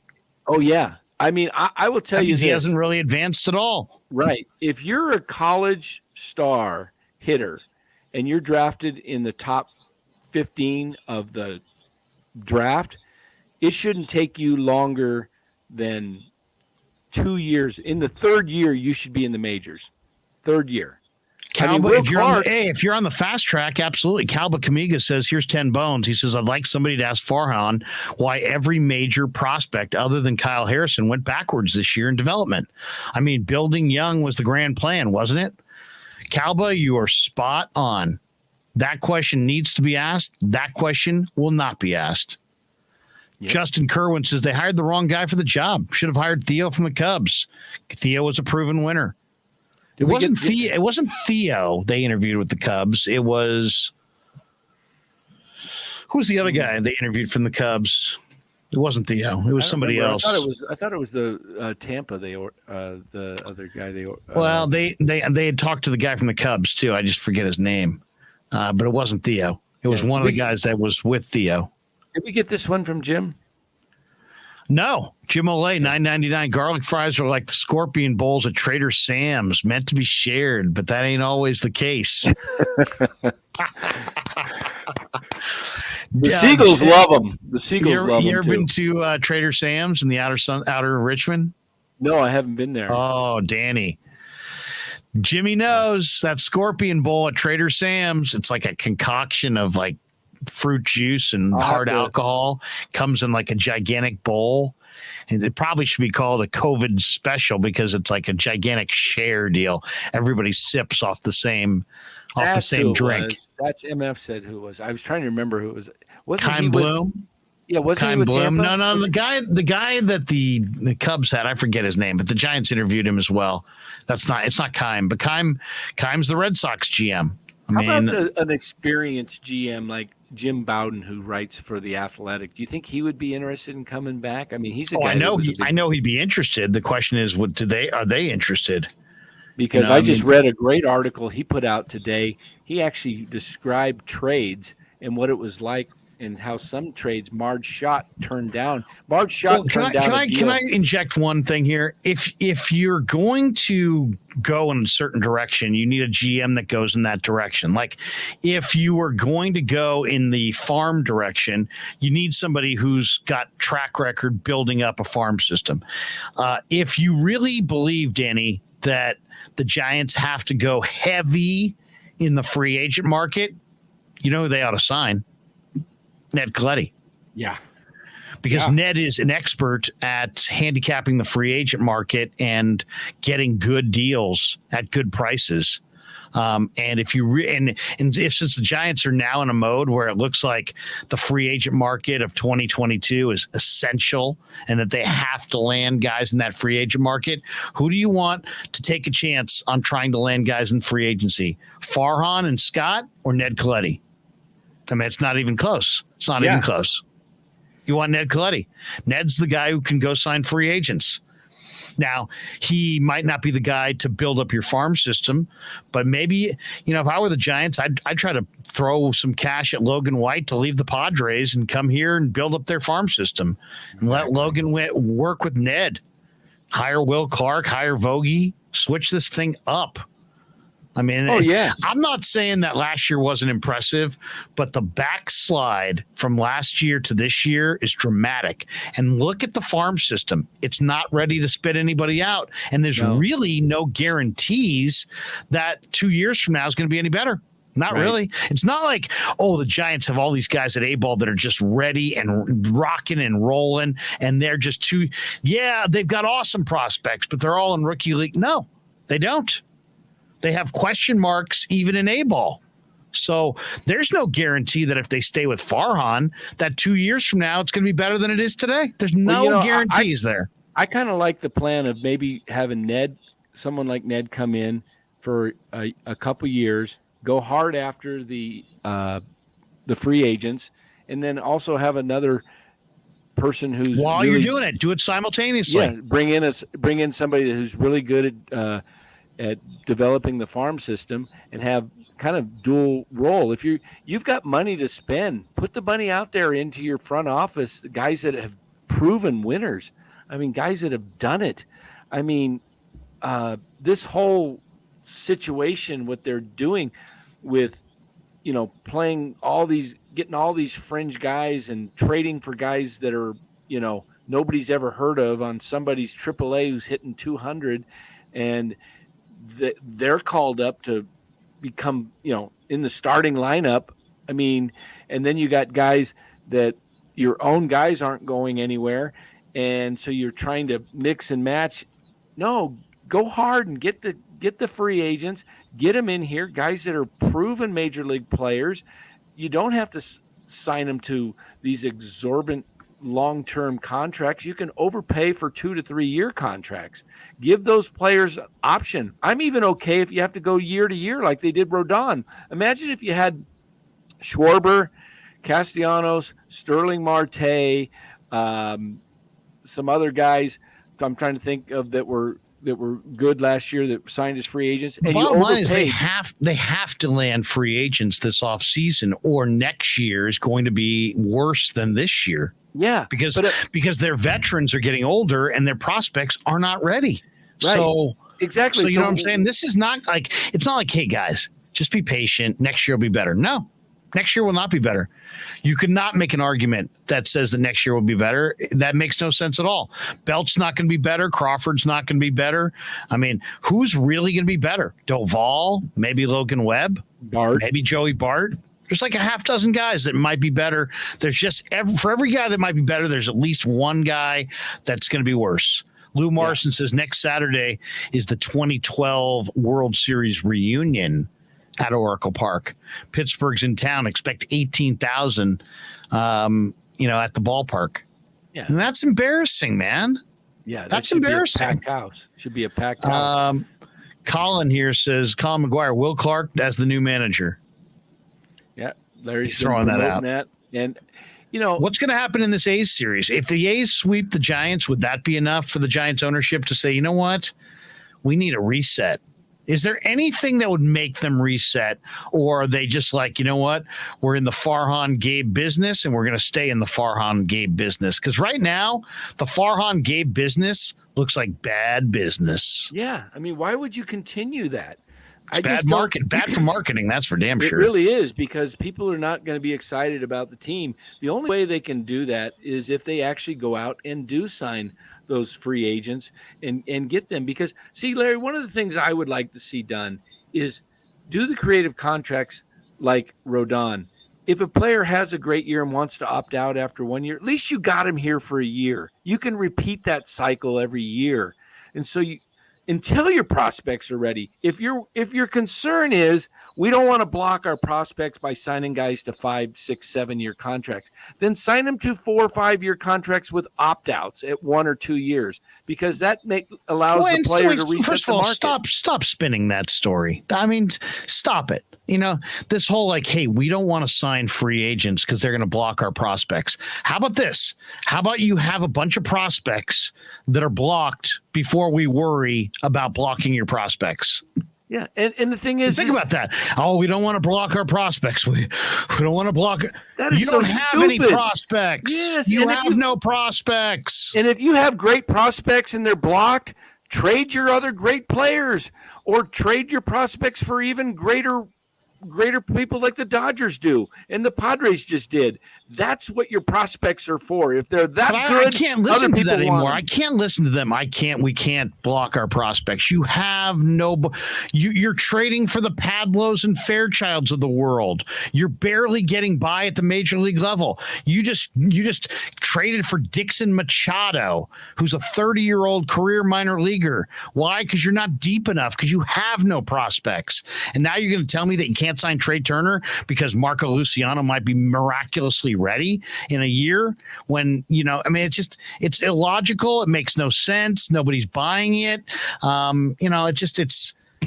Look, just stop. When you're speaking stupid things, just stop talking. Yeah, you have stars, and they're blocking your prospects because your prospects are so good. Then trade your prospects and make your team better, or trade some of your stars. That's a good problem to have. You want to have your prospects blocked, right? You don't. That means you're good. That means you're yes, good. Exactly. It's like you want all your prospects blocked because you're so loaded that you don't know what to do with them. Then you trade them for a Juan Soto and you make yourself even better. That's what the Padres just did. Exactly. They act like blocked prospects is like a disaster. Yeah. Oh my God, dude, you're never going to believe this.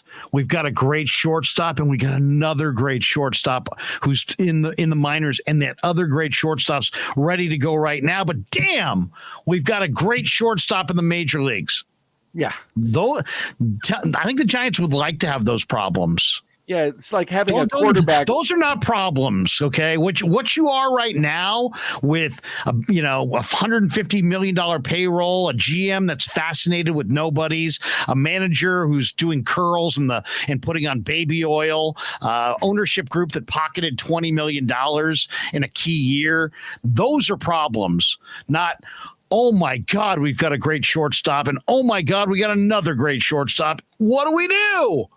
Oh, I know. I mean, that's equal. That's as stupid as the people saying last year, oh my God, what if the Niners win the Super Bowl with Jimmy G? What are we going to do then? Yeah. That's not a problem. It's a good problem. I mean, my God.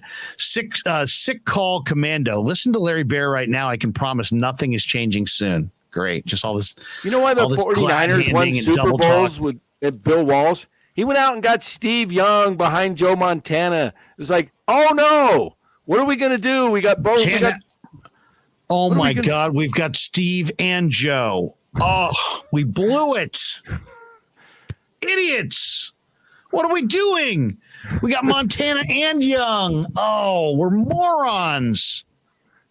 No, what you were was that enabled you to have like the greatest 5-year run in the history of the NFL.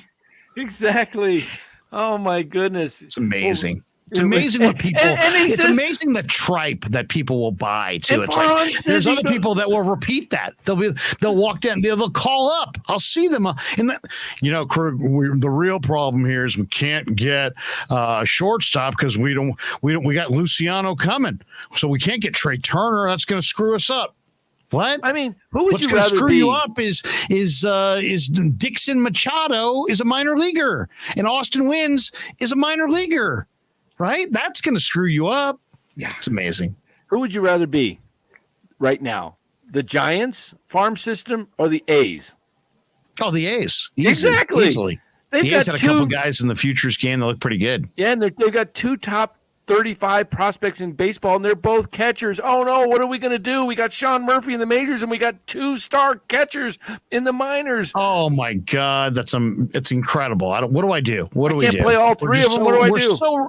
We're so incredibly rich. What do we do? Do I vacation in Maui? Do I go to Tahoe to our chalet? Do I? Oh, my God. I don't know where to vacation. It's not a problem. It's really not a problem. Haruki Hitoki.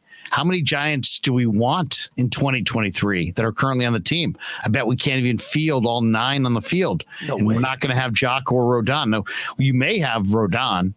It sounds like the only way you're going to have Rodon is if Rodon gets hurt. Yep. That's a bad situation, man. That's a bad situation.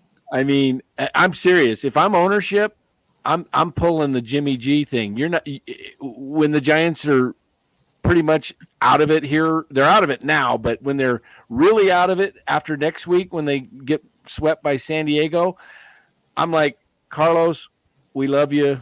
We want you to be healthy, but we got to protect our investment.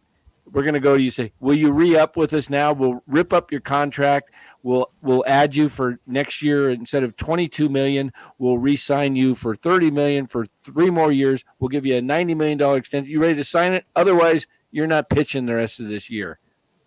That's what I'm doing. Ramos says, what's up, fellas? Almost missed the show.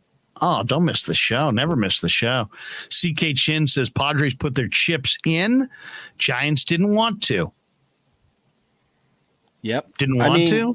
I mean, really? Doesn't it make sense, though, Larry? The owner, they shouldn't have taken their $20 million profit off this year. They really shouldn't. They picked a bad time to do that. I mean, doesn't it make sense to try and either re-sign Rodon or shut him down at some point? Why? Absolutely. Isn't that protecting your investment? You get to September 1st, you shut him down. Yes. Shut him down. There's no way. And then consider trading him in the offseason before next season. You can't, because he can opt out. So he's a free agent. After he opts in, then you can trade him in spring training. Well, he's not going to opt in, though. Well, no, he's probably going to opt out. But I'm just saying, if he opts in, you could trade him. If he opts out, then he opts out. There's no way he's opting in unless he's hurt. Yeah, well. Because he's going to opt in for $22 million when he can sign for $30? This is the only thing to be seen on that. He's had a lot of injuries. Is somebody going to give him $30 million? They'll give 30? him 20, they'll give him 27, 28. They'll give him multiple years, I would think. But yeah, someone's going to give him 3 or 4 years minimum. I would say Osman got 5 years. He's probably going to get at least 4. He'll probably get 4 and 100, 110. So he takes 22 million more for 4 more years. That's what he wants. I mean, as a player, don't you want longevity of assurance of the money coming in? Clarence Beek says, "Wow, good Scorpion Bowl knowledge, Krug." Yeah, I've been to Trader Sam's. Come on now. Sat in that Crescent bar and thrown down some scorpions. I'll drink foofy drinks if I have to. I want to see. Lou Marson says Trader Sam's, 26th and Geary, up the street from Tommy's Mexican restaurant. Not familiar with Tommy's, but Trader Sam's. If you're out there in the outer Richmond, getting your fog burn on. I miss the fog of the city. It's so freaking hot out here in the creek. Yeah, it's seriously, it is so hot. It's like every day it's like 90, 95, 99, 100 degrees. I'm a sunset kid, Danny. And when I say sunset, what I really mean is fog. Yeah. I'm a guy who needs a little fog, Yeah.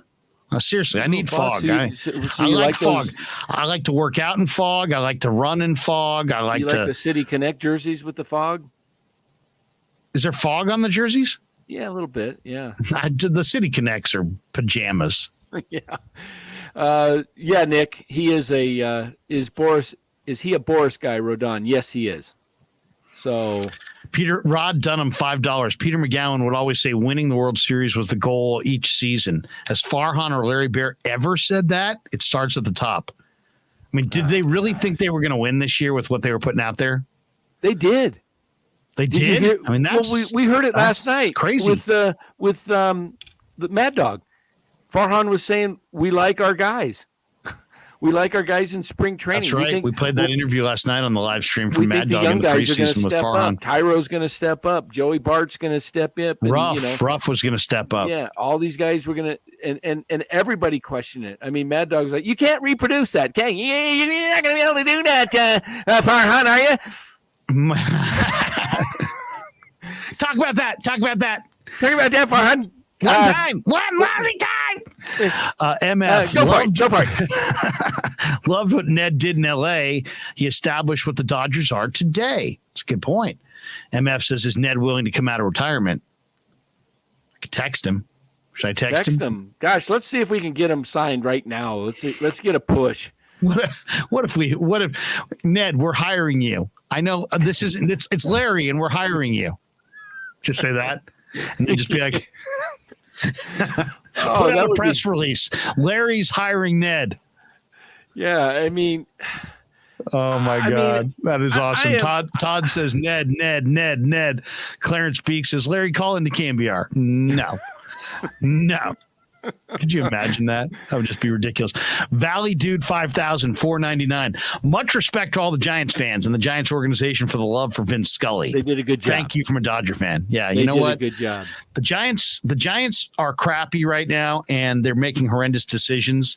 I think their manager's paranoid, their general manager's delusional, and their owners just took a $20 off the top and put it in their pocket. But $20 million. Yeah. 20 million. Yeah. But they do some things right. That Will Clark ceremony was beautiful. It was wonderful. The Giants understand how to do certain things right. The way they treated Vince Scully. Perfect. Yes.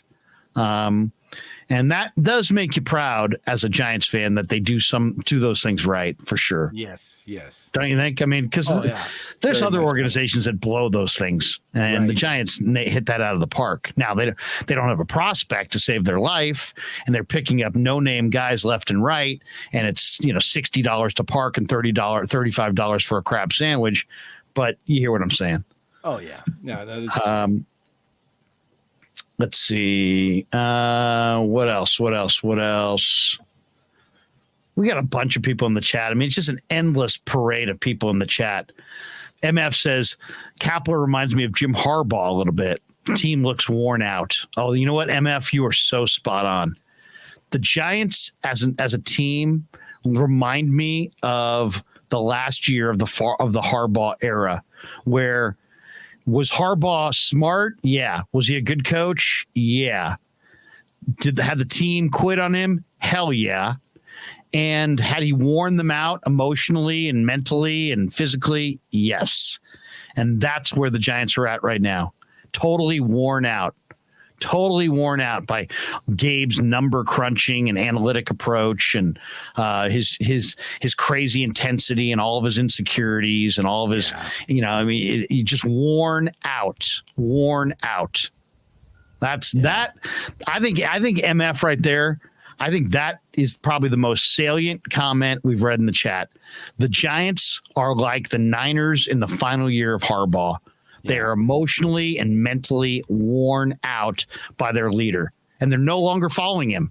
And as good a coach as Harbaugh was, and I think Kapler is probably a pretty good manager too, it's time to go. Yep. It was time to go. It was time for Jimmy to go, and it's time for Gabe to go. Yeah. Because in reality, it ain't getting better. They're not going to be less worn out.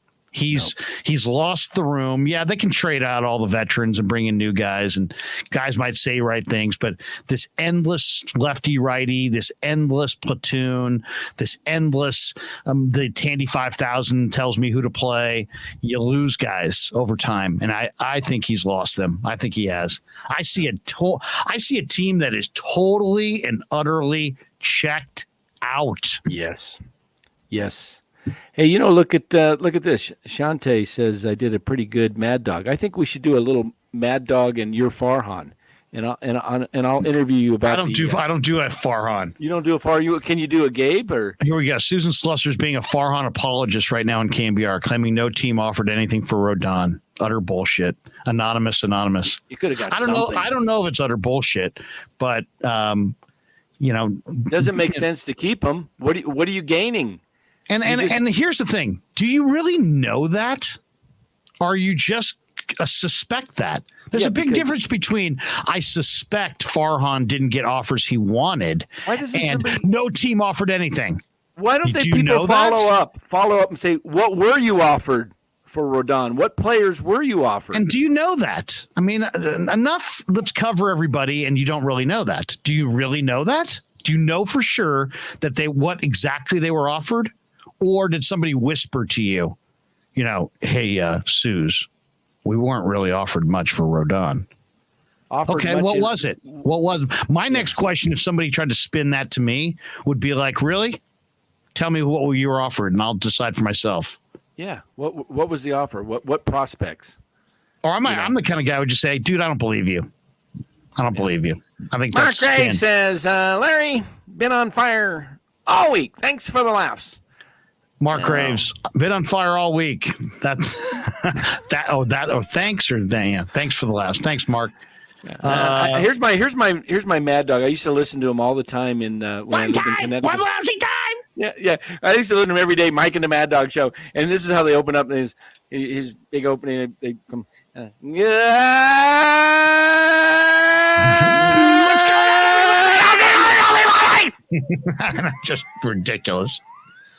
Just ridiculous. MF, is Ned coming on the Krueg show again? I'm thinking, you know what? I'm sitting in tomorrow night on 95.7 The Game. I think I'm going to bring Ned on 95.7 The Game tomorrow night. Oh, that'd be great. Yeah, since there's no Giants A's game tomorrow night, why not? I'd love to hear his thoughts on Scully. I'd love to hear his thoughts on the Giants, the Dodgers, the difference, the farm system, how LA's got it going, why the Giants don't have it going. I think Ned could provide a lot of insight. Mercedes, BMW, Porsche. Larry being roasted like a Pasquale sausage. Am I being roasted? If I'm being roasted, I don't realize I'm being roasted. MF says, "Love it, Larry. Love hearing Ned." Yeah, we love Ned, man. Love Ned. He's great. Ned's a great guy. I really he's a good man. Just very Good-hearted man. Someone says, Shante or Tegas says, what time are you on the game tomorrow? I'm sitting in tomorrow night. This is my first night show. I'm actually on at 6:00 tomorrow night. So me and Alan Stiles tomorrow night, 6 to 10. Check us out. It's an off Giants night. baseball tonight. Nobody. Why don't you have Farhan on? Yeah, hey, Farhan, I was just wondering if you'd want to come to a barbecue. Who are you barbecuing? You? We're barbecuing you. It's funny because it's nothing personal. Again, like we've said many times, we like Farhan. He's a very nice man. I've met him personally. He's very, very cordial, funny guy, has a great sense of humor, really can yak it up with guys on the radio. I'm not questioning who he is as a person. I'm just questioning his ability to actually put together a good product. I like him. Yeah, I do like too. the guy. Seriously, I like Farhan. him. I would hang out with Farhan and chop it up and talk ball. I like him. I think he's cool. I think he's easygoing. I think he's really, really glib. I think he's fun. I think he's obviously smart. But these moves that he's made this year are horseshit.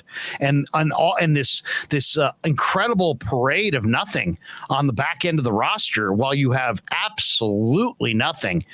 You have no. Once again, I mean, I was joking before, but I'm actually being serious. He's going crazy about the window coverings, and he's got no roof on his house. He literally has no walls up, and he's really worried about details to the security system. I've got this real problem with my bay alarm. I don't know which package to go with. You have no walls on your house. How about put some walls up?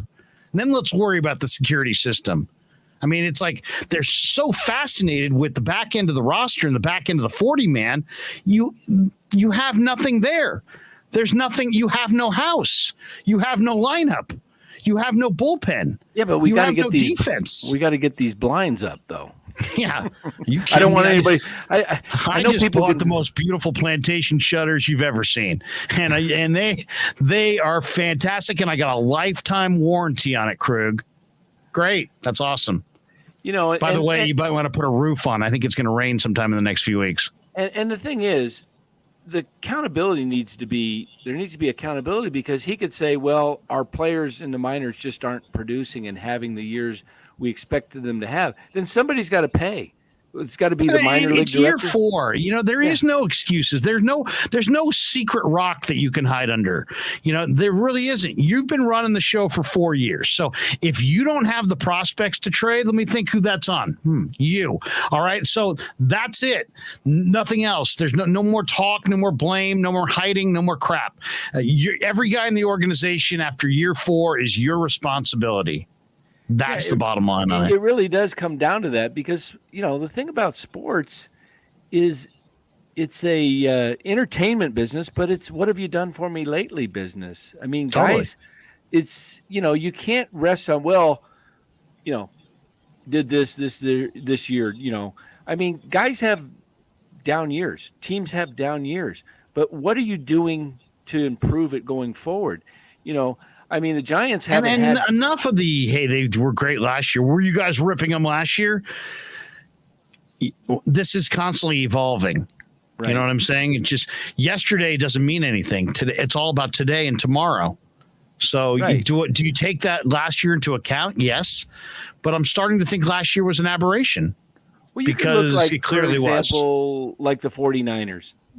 2019 they go 13-3, make it to the Super Bowl, and then I'm laughing at this one, Danny, because it says Mercedes, BMW, Porsche. Let's talk carpet. Could you imagine? I've got this incredible Burberry carpet. It's double stitched, and there's a lifetime warranty on it. It's incredible stuff. No, I know. We're going to put a roof on. But this Burberry carpet, I mean, it's double woven. I mean, it's absolutely tip top stuff. I mean, you don't get carpet like this anywhere. Do you have a roof? No roof just yet. But you know what? We're thinking about a roof. We're just not quite there. We're going to, and also I got tremendous pads pad under my carpet. Oh, you got a nice pad. That's good. Are you kidding me? I mean, that holds up really well. Normal pad is an inch and an eighth. I'm going with like a 2 1/8 pad. I mean, the pad. Danny, it's spectacular. That'll be great when the water soaks in from the rain. I mean, the rain. Yeah, we do got to get a roof up there one of these days for sure. But this carpet is phenomenal. All right, last one here. You guys been reading Tim Kawakami on the Giants? Very interesting stuff. I haven't. What's TK saying? I love Kawakami. I like the fact that he goes after it. I'll look him up a little bit. Send me the TK article if you can. All right, let's do this. I want to go watch some NFL. Enough of this funeral. What do we got? Raiders, dirge. Jacksonville tonight, or is it Jacksonville Raiders? It's underway. Yeah. And then it's 6:10, top of the hour, 7:00. Jack Hammer is going to stop by. We're going to talk a little Niners. Oh, very good. Man, I'm grinding today. I'm going. Yeah, so you are, man. Hey, you were on earlier with Grant, and that was good. Talking all over the place football today. Yeah, my last point on this whole thing, we go to the commercials, with the whole thing with the Farhan and the Giants is what direction you're going into. We know that you're going to have ups and downs, and that's sports. Like 2019 49ers were unbelievable. 2020, they lost Garoppolo, they lost Kittle, they lost all these guys, but they came back the next year who they really are. It's like if you're going to, I would say if the Niners continued last year and they were 3-5 and they continued to drop last year and finished 6-11 or something last year, then maybe people start talking about Niners. Todd Jersey Architecture Incorporated donates $19.99.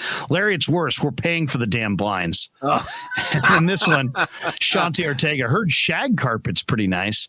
And as far as what direction are they going, I know exactly what direction they're going. It's kind of looks like this. It's called circling the goddamn drain. That's where they're going.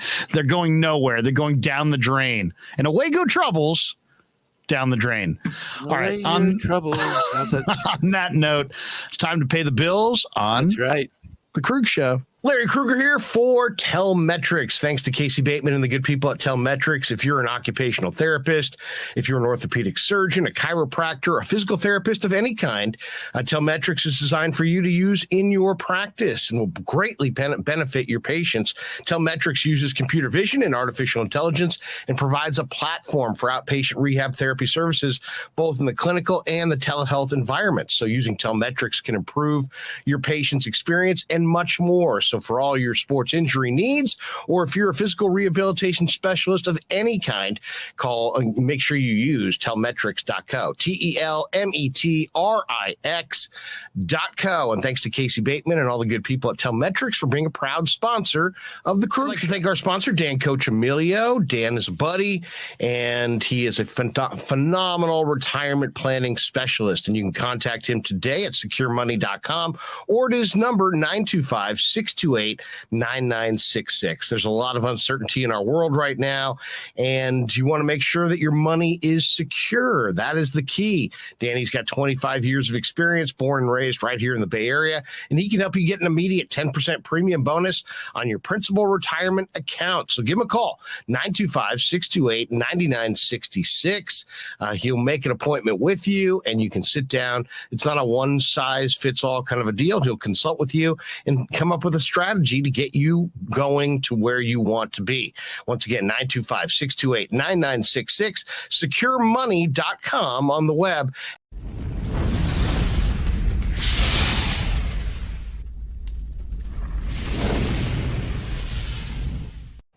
And thanks to Tony Cassera and the good people at Cassera's Italian Menswear. They are housing the Krueg Show t-shirts, and they're a proud sponsor of the show as well.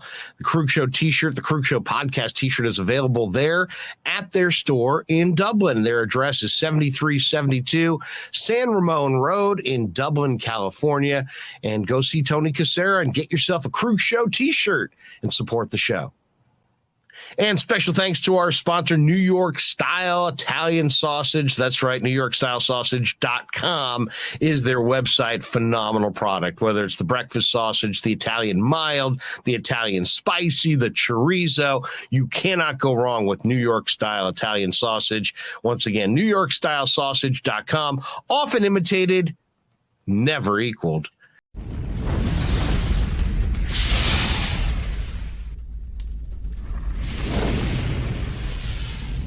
We grew up with a Sunday dinner.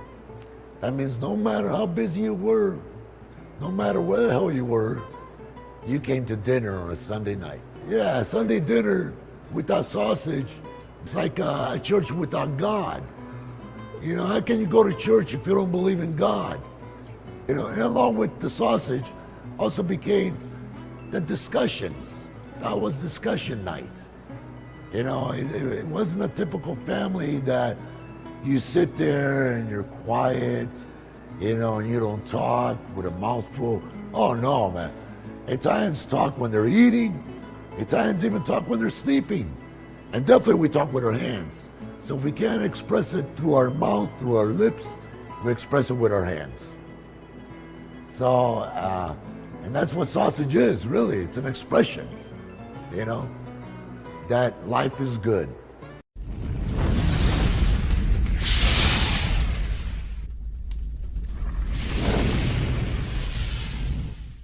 So New York style sausage was started over 70 years ago.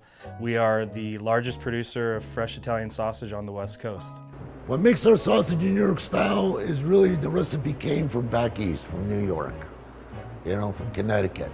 If you look at all of our labels, there's maximum 4 or 5 ingredients, which we're really proud of. There's no preservatives, no MSG, fresh in, fresh out. The pork comes in fresh, goes out fresh. There's never any freezing throughout the process. We've always used fine quality cuts. We're never gonna deter from that. It's one of the reasons why our sausage is so good. I guarantee you put our sausage up against anybody else's from a flavor standpoint, no one will beat it, hands down. Hey, do yourself a favor and do me a favor. Go buy a package of the New York style Italian sausage. Guaranteed you will love it, guaranteed.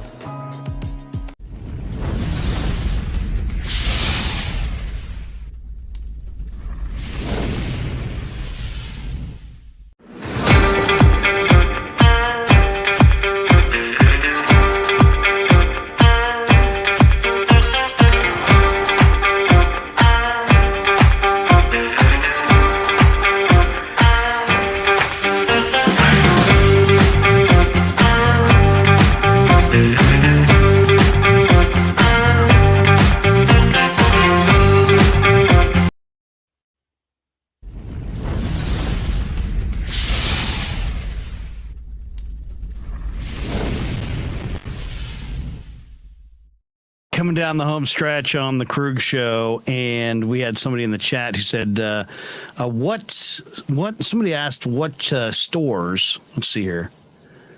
Let's see, where is it? Oh, here we go. Eric says, what stores carry the New York style Italian sausage? Well, I'm glad you asked. Costco, Andronico's, Food Max, Lucky's, Nugget, Sam's Club, Target, Safeway, Stater Brothers, Winco Foods, Holiday Market, Walmart, Food for Less, Save Mart, Nob Hill Markets, Grocery Outlet, and Rayleigh's. There you go. All right, good stuff, Danny. You got a final thought on this one? As you know, still got hundreds of people in the chat here looking to talk Giants, but we're going to wrap it right here. I'm going to go watch. Raiders are up 13-0. On Jacksonville. I want to go watch a little bit of that. And then top of the hour, about 40 minutes from now, I'm going to do a live stream on the Niners in training camp with Jack Hammer from the Santa Rosa Press Democrat. But you got a final thought before we call it? Yeah, my final thought is when I lived in Southern California, Stater Brothers had the best meat department. Really good ground beef. I agree with MF. Final thought, we're going to be back Saturday after the Giants A's game. Is that a night game or day game? That's a good question. I'm not sure. We'll have to look that up. I think it's a night game, but I'm not sure. Let me look it up real quick here. So my final thought is, we're going to have some fun the rest of the year with the Giants and talk, but there's only so much we can talk about them being, pathetic. Yeah, I mean, we're not just going to crush them every single day because you know what? I don't got time for it. You don't got time for it. There's football starting. There's other things, better things to talk about. But we are going to be here and recap some of these games in the last couple months of the year, just in our post-game window like we have. And it's just 4:07. So it must be it's the not my national job to be optimistic. It's not your job to be optimistic. We'll just you know what? We'll just shoot the fans straight. You're going to get it straight here, and we're not going to pull any punches. We don't need to. We don't have to, and we won't. Yeah, so we'll be on. We should be on Saturday about 7:30. 4:07 game, national. It's probably a national game if it's a 4:00 game, but we'll just see where things go, and hopefully we can get something exciting happening with maybe some regime change coming up. That would be, something that could actually get something going. I think to see the regime change, it's going to take a free fall. And they've already started their free fall. But if Gabe can't pull them out of it and they just free fall the rest of the way, there'll be changes. I don't know who's going to be changed out, but somebody will be changed out. Yeah. Well, very good.